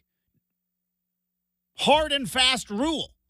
You shall not endorse or promote any other hot dog other than Nathan's Famous Hot Dogs. I've had Nathan's Famous Hot Dog. Had one at Yankee Stadium. Very good. It's not a Costco dog, but... And Costco better? Yeah. Really? Well, now, I had a Yankee Stadium, Nathan. I didn't have one in Coney Island. Okay. So, Brenden, let me tell you. There's not much else in the hot dog world that is better than a Costco hot dog. It's just not much better. And I'll die on that hill. Now, apparently, Joey Chestnut got himself an endorsement deal. He was endorsing Impossible Meats. They're the ones that make the Impossible Burger, and now they're making Impossible plant-based hot dogs. And everyone's like, "Oh, Joey Chestnut wants to eat vegan hot dogs." Like, no, he just took an endorsement. That endorsement made him ineligible, which is kind of dumb because the guy from Major League Eating was like, "This would be like Michael Jordan endorsing both Nike and Adidas." Well, it's like, I don't know if you watch the NBA. Nike has the uniform contract, and I know that Damian Lillard has a deal with Adidas. And when you watch Damian Lillard play basketball, Brenden, he's wearing Adidas shoes, and his socks are Nike because that's the league's endorsement. Then he has his own personal endorsement, which just kind of shows how dumb this hot dog eating contest is. But now we are going to have a battle of the ages with Kobayashi and Joey Chestnut, apparently on Netflix. Going one-on-one. Now, here's the deal. I went back and I looked at some statistics because, I'm a stat guy. Greatest performance ever by Kobayashi was 2006. 53 3/4 hot dogs. Greatest performance by Joey Chestnut, 76 hot dogs in 10 minutes. 76 hot dogs in 10 minutes. Now, I am going to ask you this. I asked some of my friends at the gym this question. I'm going to ask you this. Brenden, how long would it take you to eat 76 hot dogs? How long do you think it would take you? A week. It's interesting you said a week. That's roughly 11 hot dogs a day. Okay, 2 weeks. It's going to take 2 weeks. Yeah. Could I eat 5 a day? Yeah, it'd be hard, but it could be doable. It would be, like, especially, and I don't know, like, these aren't the ballpark Franks, which, again, there's nothing wrong with ballpark Franks. I grew up on Oscar Mayer and ballpark Franks. But none of these have toppings, right? It's all just bread and So this is what I would love to see. If Netflix were to come and ask me, which they haven't, here's what I would say. Let's get back to the real heart of hot dog eating, which is, now I'm not saying you can't dunk the hot dogs in the water because I think it maybe provides a choking hazard. But not according to The Office. I know you got that. Let it breathe. All right. But, like, they take the hot dog out of the bun, eat the dog first, and then smash the bun. Yes. I would say, if I'm Netflix going, here's what we're going to do. Fellas, you're eating hot dogs like an American. All right? You can have a water there because we can't have you choking to death. But There's no separating dogs from buns. We're not separating dogs from buns. Won't make them put. Now, I would like them to put mustard on it, but I won't do that. But I wonder what the record would be if you had to eat it like a hot dog. You can't manipulate the. But yeah, do you think 5 hot dogs a day would be so many hot dogs? That would be so many hot dogs. I'm thinking like these ones are smaller than like Costco hot dogs, and I think they're much smaller though. But like, yeah, if you like, you're gonna have to allow me to shake it up a little bit. Like, I'm gonna want mustard on some hot dogs. I'm gonna want one that's like a Chicago style dog. I'm gonna want one that's a chili cheese dog. I'm gonna have to shake it up to eat that many hot dogs. One with sauerkraut. One with, like, I'm a big topping guy, Justin. When it comes to what to put on a hot dog, There's actually, I'm trying to think if I've ever seen anything on a hot dog that's been like crazy, but what doesn't go on a hot dog? Like, even I throw shade and go ketchup, but if you put ketchup and mustard, you're good with me. I used to be a adamant, like, you don't put ketchup on, but like, again, like pineapple and pizza, if that's what you want to do, every place where they sell hot dogs, they have ketchup there. It can't just be because nobody likes it. Clearly enough people like it to where they want to put ketchup on hot dogs, and I got to the point where you do you. So if Costco removed ketchup, that'd be a problem. Not for me, but I think for a lot of people, you know what I mean? There's a lot, like, you go to every concession stand where they sell a hot dog, there's a ketchup, there's a relish, there's a mustard, and there's a reason why there's a ketchup there. Not for me, but if it was so disgusting and anti-American or whatever else people like to say about it, well, then why is there a ketchup dispenser at every single one? I think the weirdest one I saw, have you ever heard of the Seattle dog? So it sounds familiar, but tell me the topics. So the Seattle style hot dog, cream cheese and sriracha is the Seattle style dog, which I was weary, but I tried one outside of then Safeco Field, still Safeco to me. So good. I'm going to a Mariner game in 2 weeks. You can go outside of the stadium. Yeah. Outside, they will be selling these Seattle dogs. You buy any hot dog outside of the stadium. And by the way, I don't mind buying a random hot dog off a cart. Done it multiple times. And they'll throw the cream cheese and sriracha on there. Yeah, I'm going to try that. Like I said, I got a Mariner game coming up around the 4th. So, yeah, I'll have to look into that. That's intriguing. All right, coming up, hour number 3, we got PGA Dave joining us, talk more about the U.S. Open. We got the RCM mailbag and a whole lot more coming up next, 620 Rip City Radio.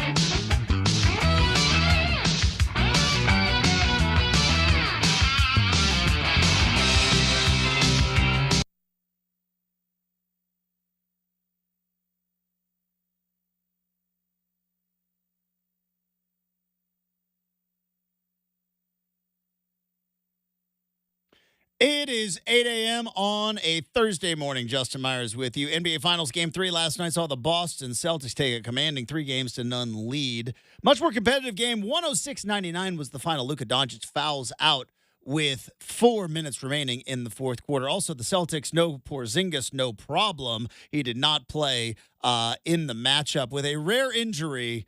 I've heard it explained 14 different times. Still don't know exactly what happened to Kristaps Porzingis. I think it's one of those special things you have if you're 7 feet tall that the rest of us mere mortals do not have. Not expected to return in the series. Round 1 currently underway in North Carolina as Brooks Koepka is with 3 others atop the leaderboard. Patrick Cantlay just a stroke behind him in the U.S. Open. Early rounds at Pinehurst, number 2. PGA David Coleman is going to be joining the show in 20 minutes to talk about Pinehurst, the field, Scottie Scheffler, and the U.S. Open. Hour 3, though, of Rip City Morning starts right now on 620 Rip City Radio.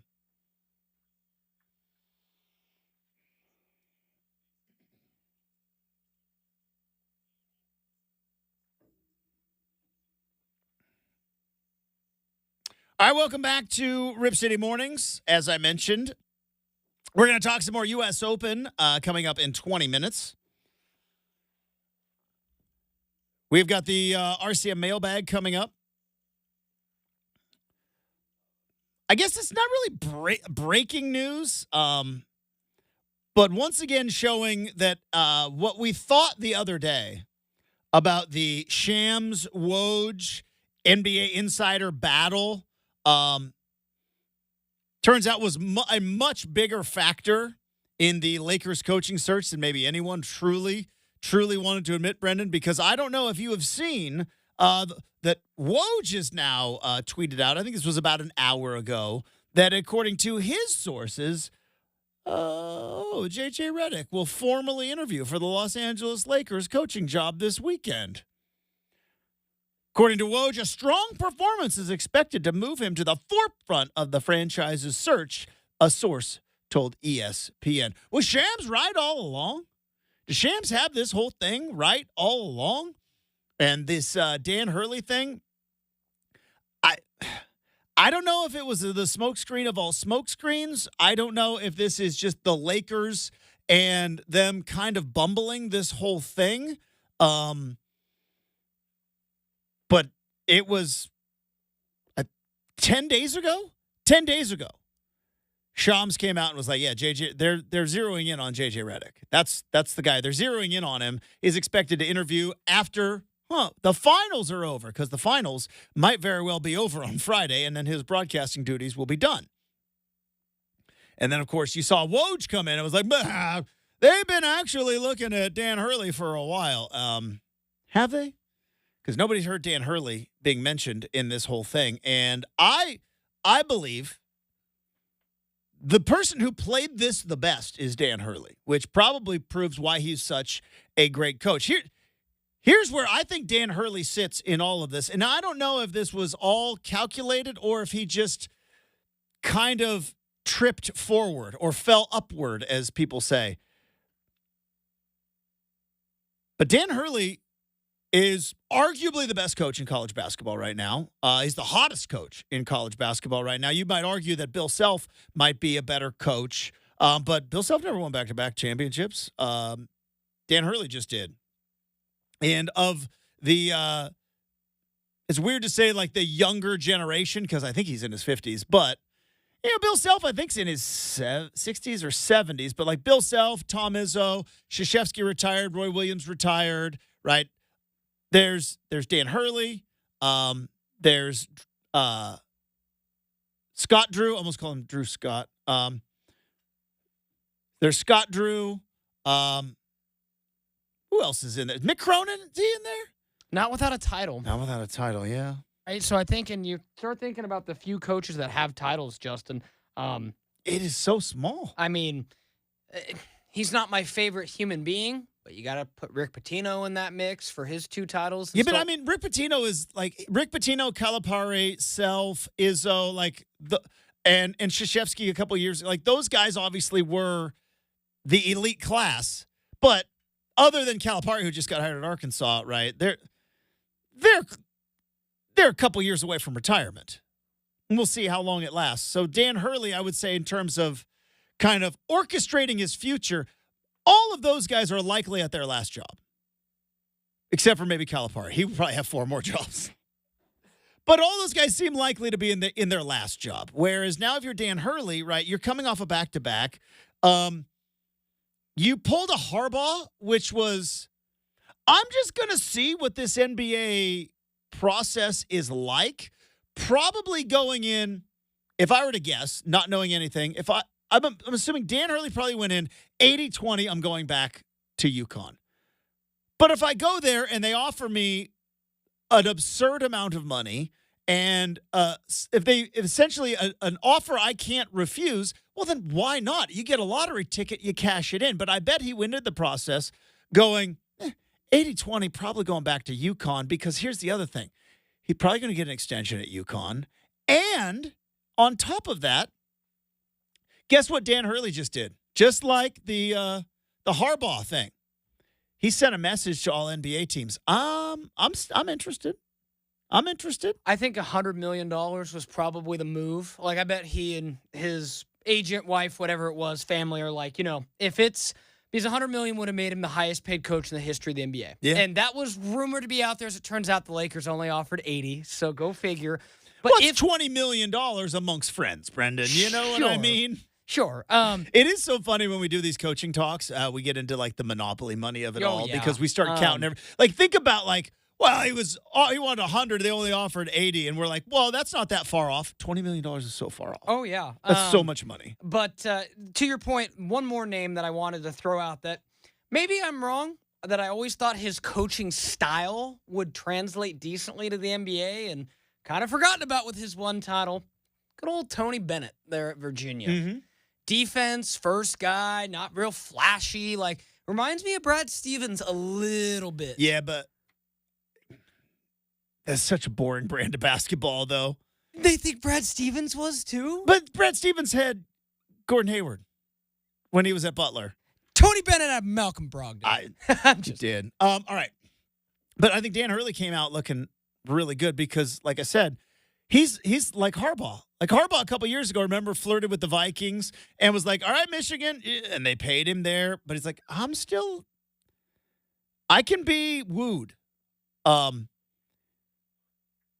So he gets a secure job at UConn, which he's always had anyways. He went back-to-back titles anyway. But he's going to secure his job at UConn. He's likely going to be, if not the highest, one of the highest paid coaches in all of college basketball. And what he does in his back pocket, if in fact he ever gets the bug, whether that's next year, and who knows what happens in college athletics over the next 3 years. Have you seen what's going on?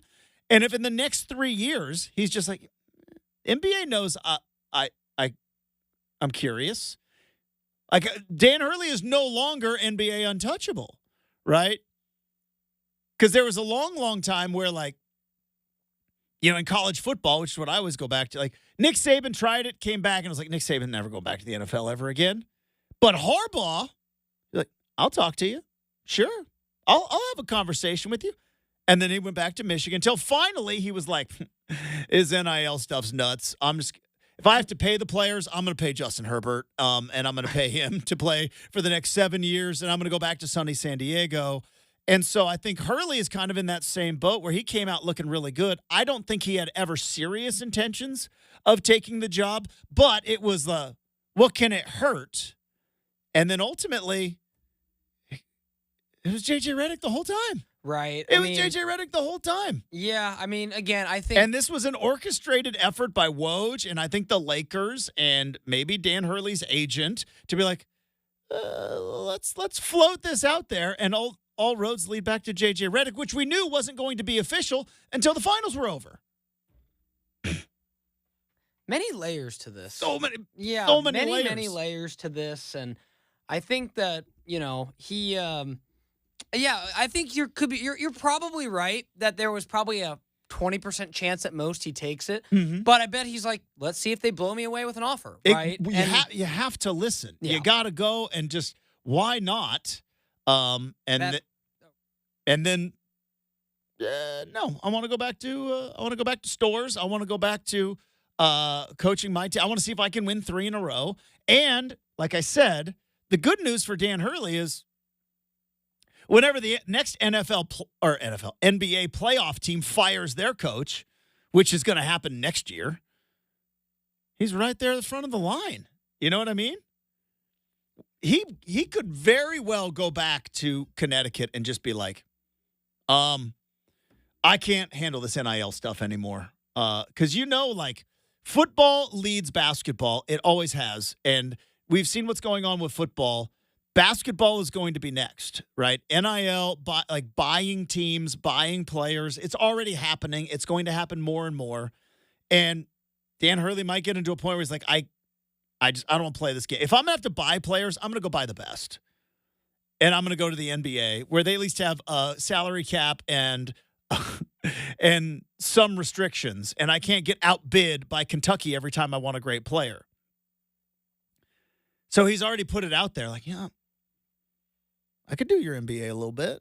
I've dabbled. I've interviewed. I've seen it. So he put out that floater. And to me, I wonder, J.J. Redick, I don't think you care that whole Dan Hurley thing happened because I think J.J. Redick probably looks back and knows, or at least assumes what I assume, Dan Hurley was never a serious candidate. It was a show. It's such an easy read, right? LeBron hosts a podcast with J.J. Redick. Have you ever seen the J.J. Redick, LeBron, or listened to the show? Have you ever seen it? It's basketball nerd 101. It's them Totally essentially is. talking like coaches. They're talking like coaches.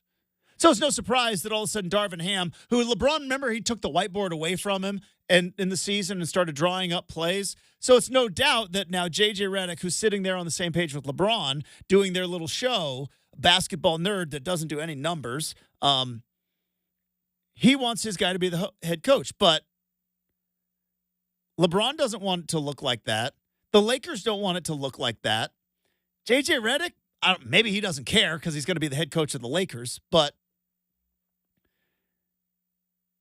this was such an intertwined. Woj had to get a jab in on Shams. The Lakers had to look like they were having more of an in-depth search than just taking LeBron's podcast co-host. And Dan Hurley got to flirt with the NBA with no consequences.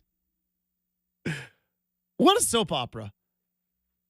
All right, coming up next, we are going to talk to David Coleman, PGA Dave, get his thoughts on the U.S. Open that is currently going on at Pinehurst number 2, the unique layout of the golf course, and who else can compete with Scottie Scheffler, who seems to be one of the best in the world right now. But before we do that, I do want to let you know that we've got Ticket Tuesday, and the winning streak's still alive. That's right. Rip City Radio has exclusive tickets to the Hillsboro Hops all season long. Listen to Rip City Drive every Tuesday afternoon for your chance to win and get your Hops tickets now at hillsborohops.com. PGA Dave, next, 620 Rip City Radio.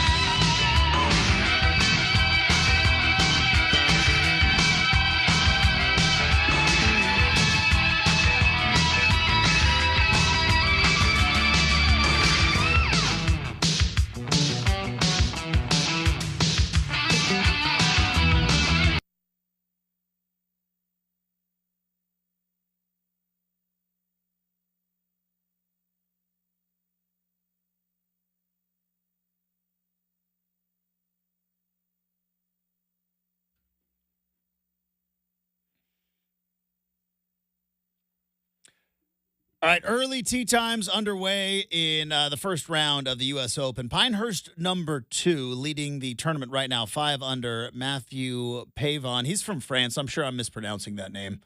I'm almost positive I'm mispronouncing that name. But right behind him at 3 under, a familiar name, Brooks Koepka in the mix. And, of course, we still have the afternoon flights in this first round. Joining us now to talk about not only the field, but the course setup, the U.S. Open, and all things golf. David Coleman, PGA Dave, back on the big show. David, good morning. Welcome back. How we doing?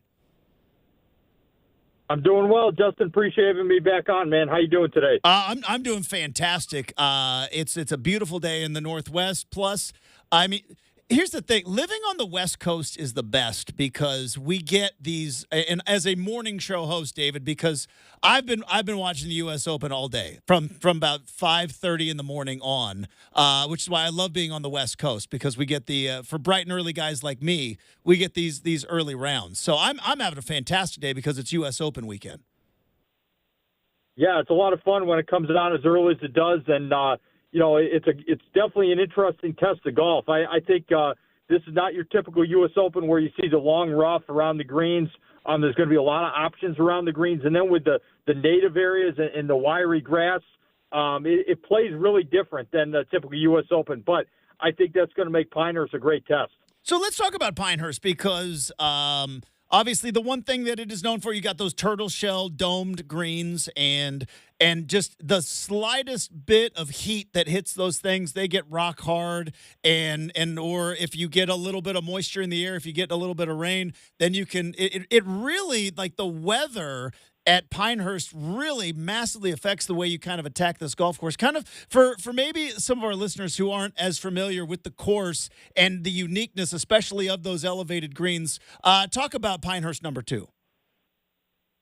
Yeah, there's no doubt. I mean, the weather down there, it's very humid this time of year down there in the Carolinas. And, I think the thing about the course, you said it best there, the elevation with the greens, there's going to be a lot of times where I've watched it already this morning where guys are going to miss greens. The ball's either going to run off into a bunker or a chipping area around the green where it's a mode like a fairway. So they're going to have a lot of options around the greens. Are they going to want to putt it? Are they going to take a lob wedge or a sand wedge? Are they going to take like a 9-iron or an 8-iron or maybe even a less lofted club like a hybrid club or a fairway wood? So, God almighty, it gives so many opportunities, which is great. And I think that's the beauty of, a test like this for a U.S. Open. It doesn't force you to, go into your bag and open up a 60-degree lob wedge or, even a higher lofted lob wedge, and try to hit it out of, thick rough. I think that's what's great about it. And we remember the last time when Keimer won there, all he did was use a putter from around the green. So that was a great strategy that Martin Keimer had back in the day when he won there 10 years ago. So I think there's no doubt that, to win on this golf course, you're going to have some creativity and really know what you're doing around the greens. You mentioned it a little bit earlier about how it's not your typical U.S. Open setup because, right, when you think of U.S. Open, very tight fairways, very deep rough, lengthening out the golf course. But with some of the things like I'm watching right now with the sand and the native areas and the way that Pinehurst is set up makes it unique. But what is about the way that it's set up this week that does kind of have some of those familiar U.S. Open? Where's the teeth in this course, I guess I should ask you? Other than the greens that we just talked about, where's the teeth of the course? I think it's a second-shot golf course, Justin. I think it's, these guys nowadays all hit the ball so far off the tee that, to me, the length of it is not as big of an issue as it might look on the scorecard. But I think the reality is, it seems like most of the guys are going to kind of have to play from the same spot because the fairways kind of narrow in certain spots where the length, some holes it's an advantage on, but I wouldn't say it's a huge advantage. And I think the reality is it's going to come down to who's a great iron player this week. That's why I would favor a guy like a Scheffler. We're seeing Koepka play well. I'm not surprised Matthew Pavon is playing well. He played really good earlier this year. He hit a really great iron shot to win the Farmers Insurance Open there at Torrey Pines on the last hole out of the rough. So he's had his struggles lately. I think probably just not knowing the golf courses and getting acclimated to the PGA Tour and everything that goes with that. So, but I think that you're seeing guys, Ludwig Aberg, another good iron player. So all these guys who are good iron players are playing well so far, and that's such an important thing on this golf course because if you're missing greens, I mean, unless you're an absolute wizard around the greens and you're having the best short game week of your life, it's going to really get difficult to play from bunkers and to play from these tightly mown areas because you're going to get, so caught up. Do I chip this ball? Do I putt this ball? It's going to be a very hard decision to make, and that's where you're going to really have to be accurate coming into the greens. David Coleman joining us on 620 Rip City Radio, talking U.S. Open currently going on in Pinehurst number 2. You mentioned Scheffler. Let's dive into this, David, because we can talk about how this course is really set up well for Scheffler. Can we officially say right now that maybe every course in every high-level event actually sets up well for Scheffler as well as he's been playing? Yeah, I think there's no doubt about it. I think the way Scottie is playing right now, I think, it doesn't matter where he's playing. I think he's got to be considered the favorite. I think, you look at his game even last week when he won at Muirfield Village near Columbus. I mean, he did not play his best, especially on the weekend. But, he made those 2 great clutch pars on 16 and 18. Kind of reminded me of Tiger back in the day when Tiger, would win tournaments, with less than 100% of his best game. And that's what Scheffler did last week, and there's no doubt. I mean, you look at it's been building all year with him, and even last year when he wasn't playing his best, he was still a factor in all these tournaments. Especially his putting wasn't great. So now there's no doubt. If his putting is average, he wins. If his putting is ever really good, he wins by a lot. I mean, there's no doubt he is so clear-cut number 1 in the world. I mean, there's other guys that have played well this year. Xander Schauffele, for sure, you give him a lot of credit for winning at Valhalla, winning the PGA. But Scottie Scheffler is on top of the game right now, and I think it's a very good thing for golf. We've seen this back in Tiger's prime, David, where these the golfers would talk about. They would hear like the Tiger roar, or when you get caught maybe peeking at the leaderboard a little bit, and you see like Tiger sitting out there, and that name Woods on the leaderboard kind of held so much weight, and you kind of maybe even pressed a little bit because you knew he was going to be on the way. Do you think maybe Scottie has a little bit of that right now? In terms of like that intimidation factor, that if you're sitting there on a Saturday or more importantly on a Sunday and you maybe are in the lead or you're in contention, you look up and you see Scheffler's not going away, and that can get into your head a little bit. If we kind of seen maybe as close as we've gotten to that intimidation factor from Scheffler as we had with Tiger? It's definitely getting there. There's no doubt about it. Yeah. And I think there's a couple of reasons for it. I think number one is he's so underrated around the greens. I think everybody talks about how good his iron play is, how good he is off the tee with his driver. But, you look at his short game, we saw that last week in Muirfield Village. We've seen it at Augusta. We've seen it at a lot of different places over the years where his short game is absolutely phenomenal. And it's not he doesn't get enough credit for it, honestly, I feel like. And then the other thing, too, is look at his personality outside of golf and away from the course. We don't know a lot about this guy, honestly. I mean, think about, superstars in professional sports. We feel like we know these guys, like they grow up with us, especially with the social media nowadays, the coverage of sports on all these different networks. And I feel like Scottie Scheffler, we didn't even know the name of his kid really until like 2 days before the PGA. So, like, I feel like there's so many other factors. Like, he's almost kind of like mysterious in a way. And I think that works to his advantage because, like, I think all these other guys, whether it's Tiger, whether it's Rory, whoever it's been, we've seen so much. We've been hyped by these guys so much, and there's so much coverage where it's like, who is Scottie Scheffler? Do we really know this guy? I mean, it's not like we get, like, these great interviews. He doesn't do YouTube like Bryson DeChambeau. He's not on social media all the time. And I just think, and to me, like, what happened in Louisville with that arrest, it was almost like that. I don't want to say it never happened, but it felt like after, now it's like that's a dead issue. And that's a credit to him and his team, how they handle things off the course so well. Well, it is also interesting. You mentioned that we don't really know who he was or who he is. Clearly, Louisville PD didn't know who he was. They had no earthly idea what they were doing. Like, did you just slap the cuffs on the number one golfer in the world during the PGA Championship? Yeah, you sure did. David Coleman is joining us talking about the U.S. Open. You mentioned Bryson DeChambeau. All right, confession time, David.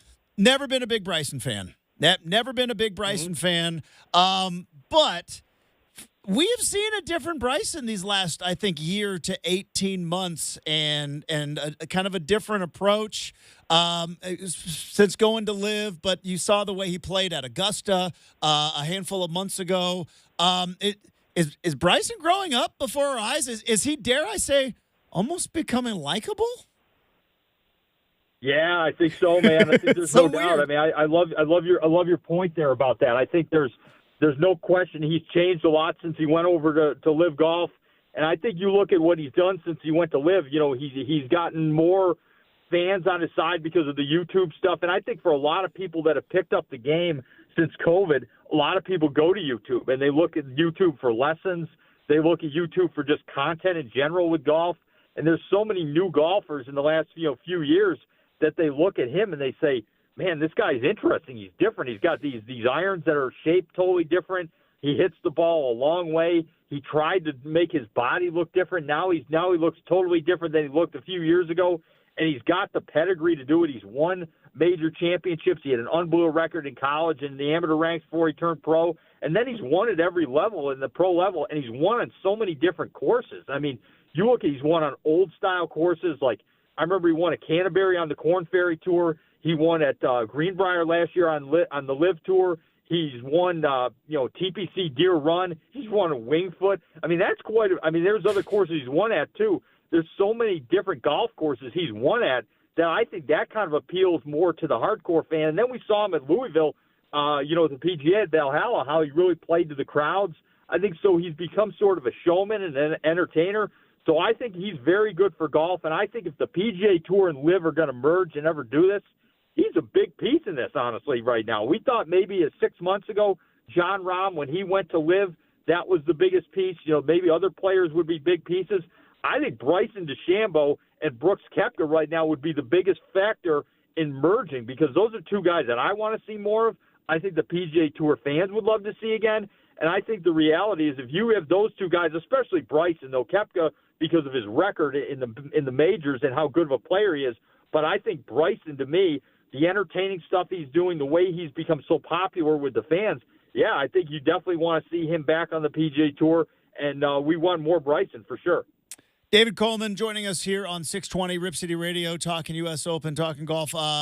Rory McIlroy set to tee off here in a couple of hours, and it feels so much better, David, talking more and more golf when we have you and other golf guests on, and less about the business and the live. And I know it's always going to be a part of it, but it felt like kind of Rory got mixed up in all of this, and almost felt like it kind of exhausted him being the torchbearer, or being the flag bearer, I should say, for the PGA Tour. He's been hanging around in the last couple of tournaments.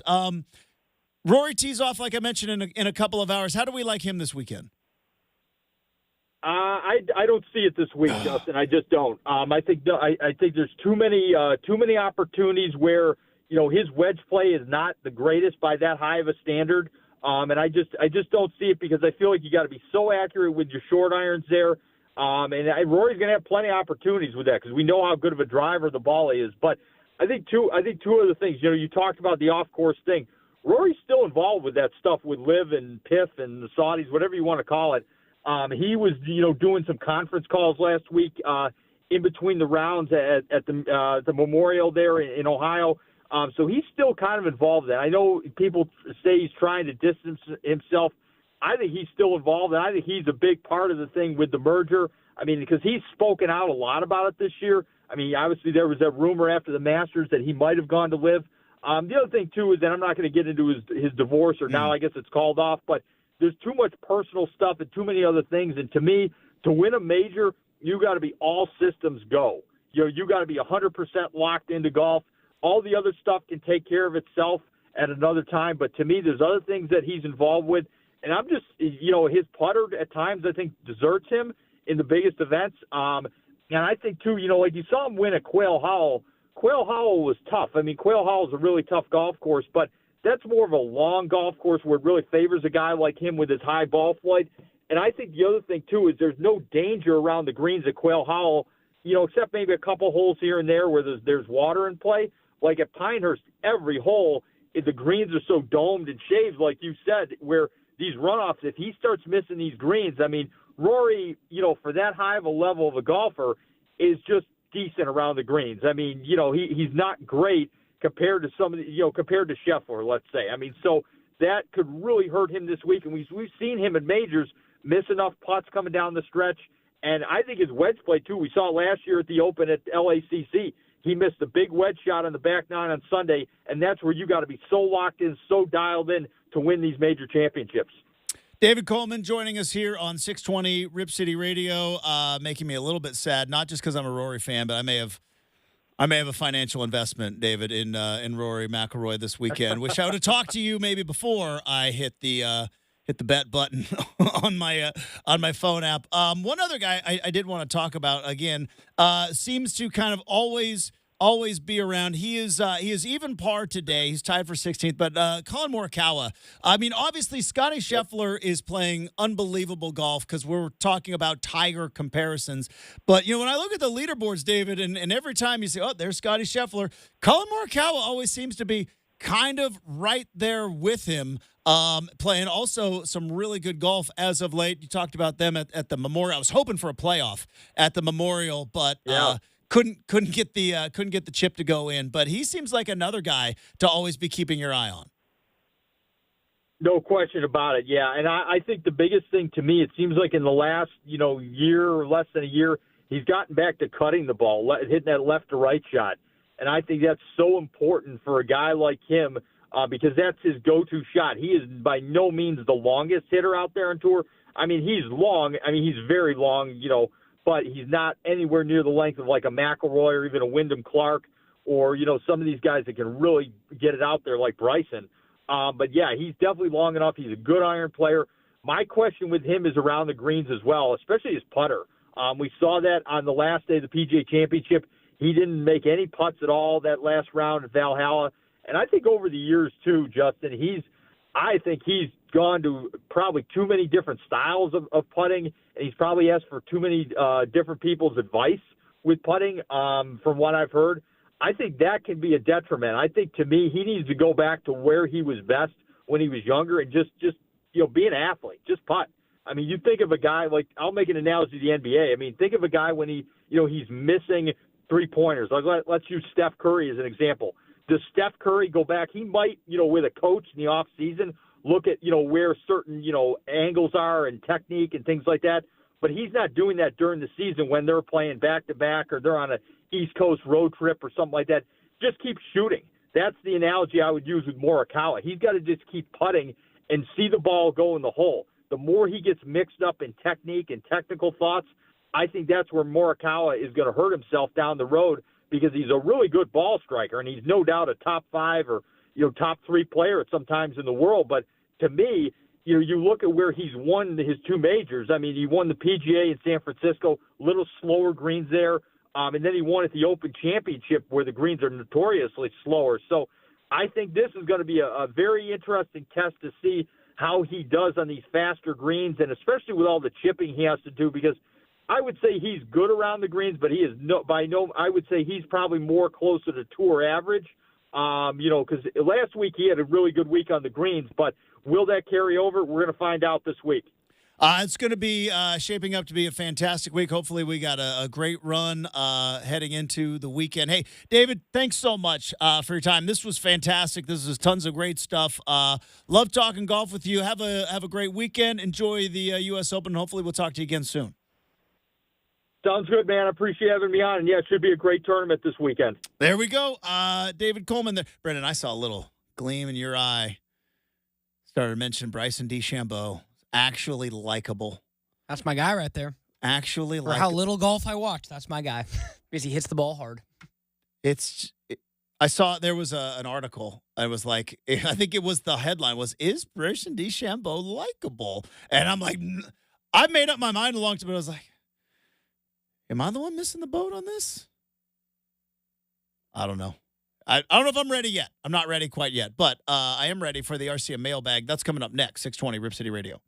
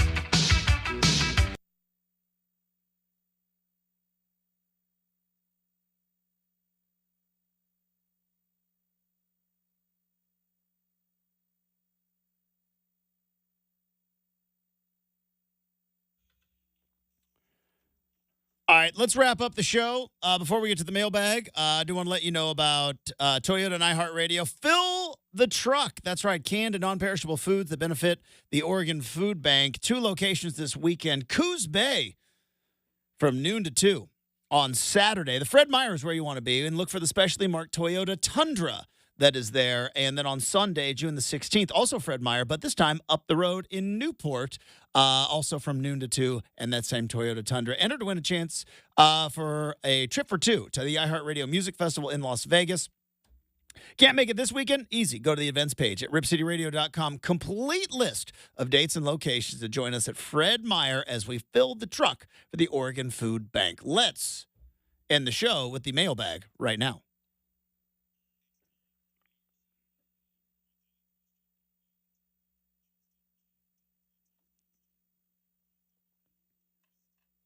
All right, firing up the big mailbag today. We got an extended edition, so I'm going to get into some of the questions I've had percolating in the mind for a while now.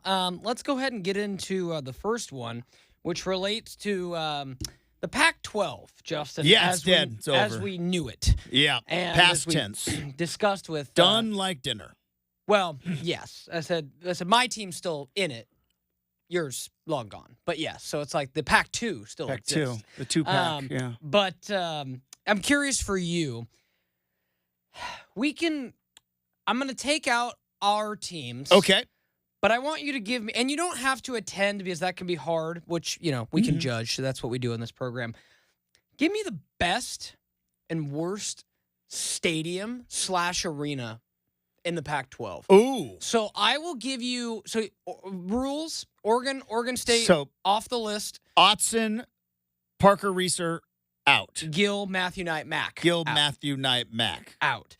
So you could say, for example, Husky Stadium is the best football stadium, and the worst is, Arizona State on basketball because it looks bad on TV. Like it can be completely fun. Wells Fargo Center. Yeah, it can be completely fun. But I'm just curious where your mind goes on. All this. right.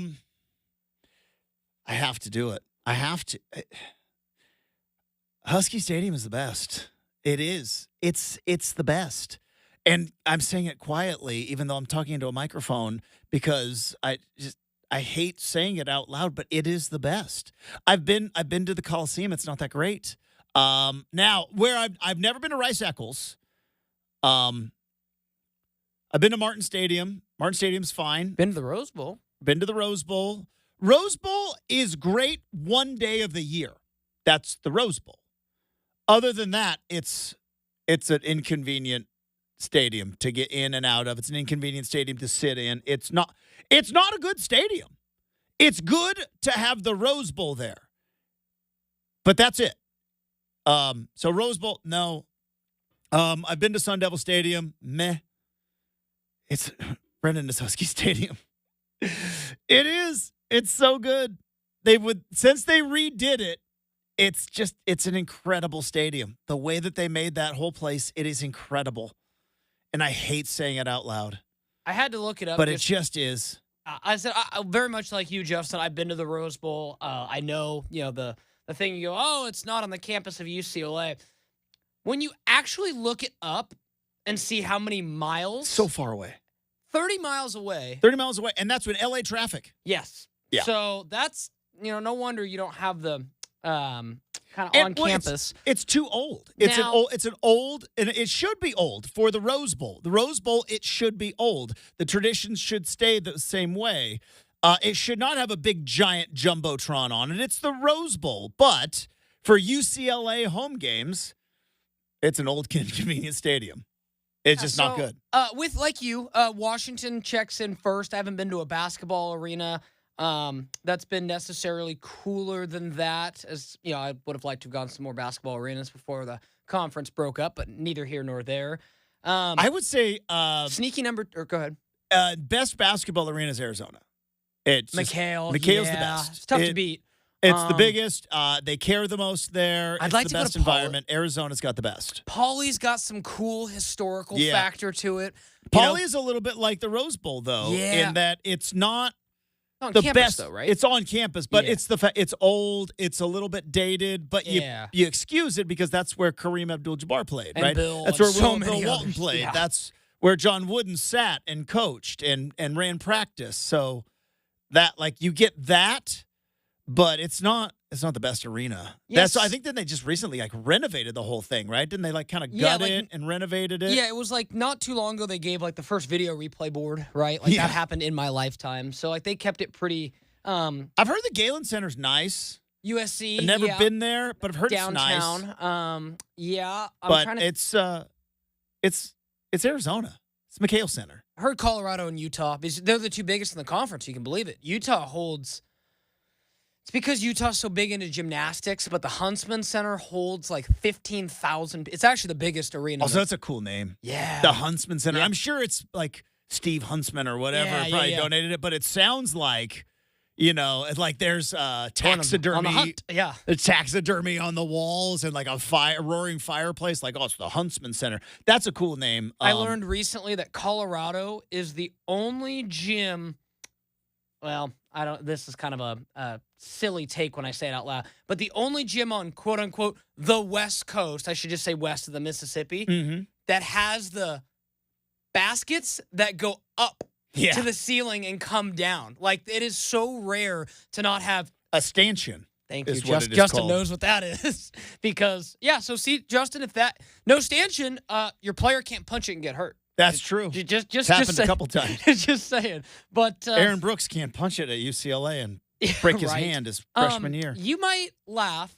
My sneaky number 2 for football stadiums, and it's not for atmosphere. It is for taking care of the media, beautiful setting, and just for me was just an abundantly great day. So I kind of Stanford. Really? Have you been? I've not been to the new old Stanford's 80,000 one that held the Super Bowl. Yes, Stanford Stadium that nobody went to. That big old bowl. But not been to since they renovated. Again, the atmosphere, like they say, it's not great. But you're on this kind of like the Rose Bowl, Justin, where you park on a golf course and you kind of walk through the green. It's kind of the same thing where there's palm trees and greens, and I've been to Cal. Cal is, Cal's it's the worst. It's the worst of all of them. It's smacked right in the middle of the heart of the Berkeley campus. It is hard to get to.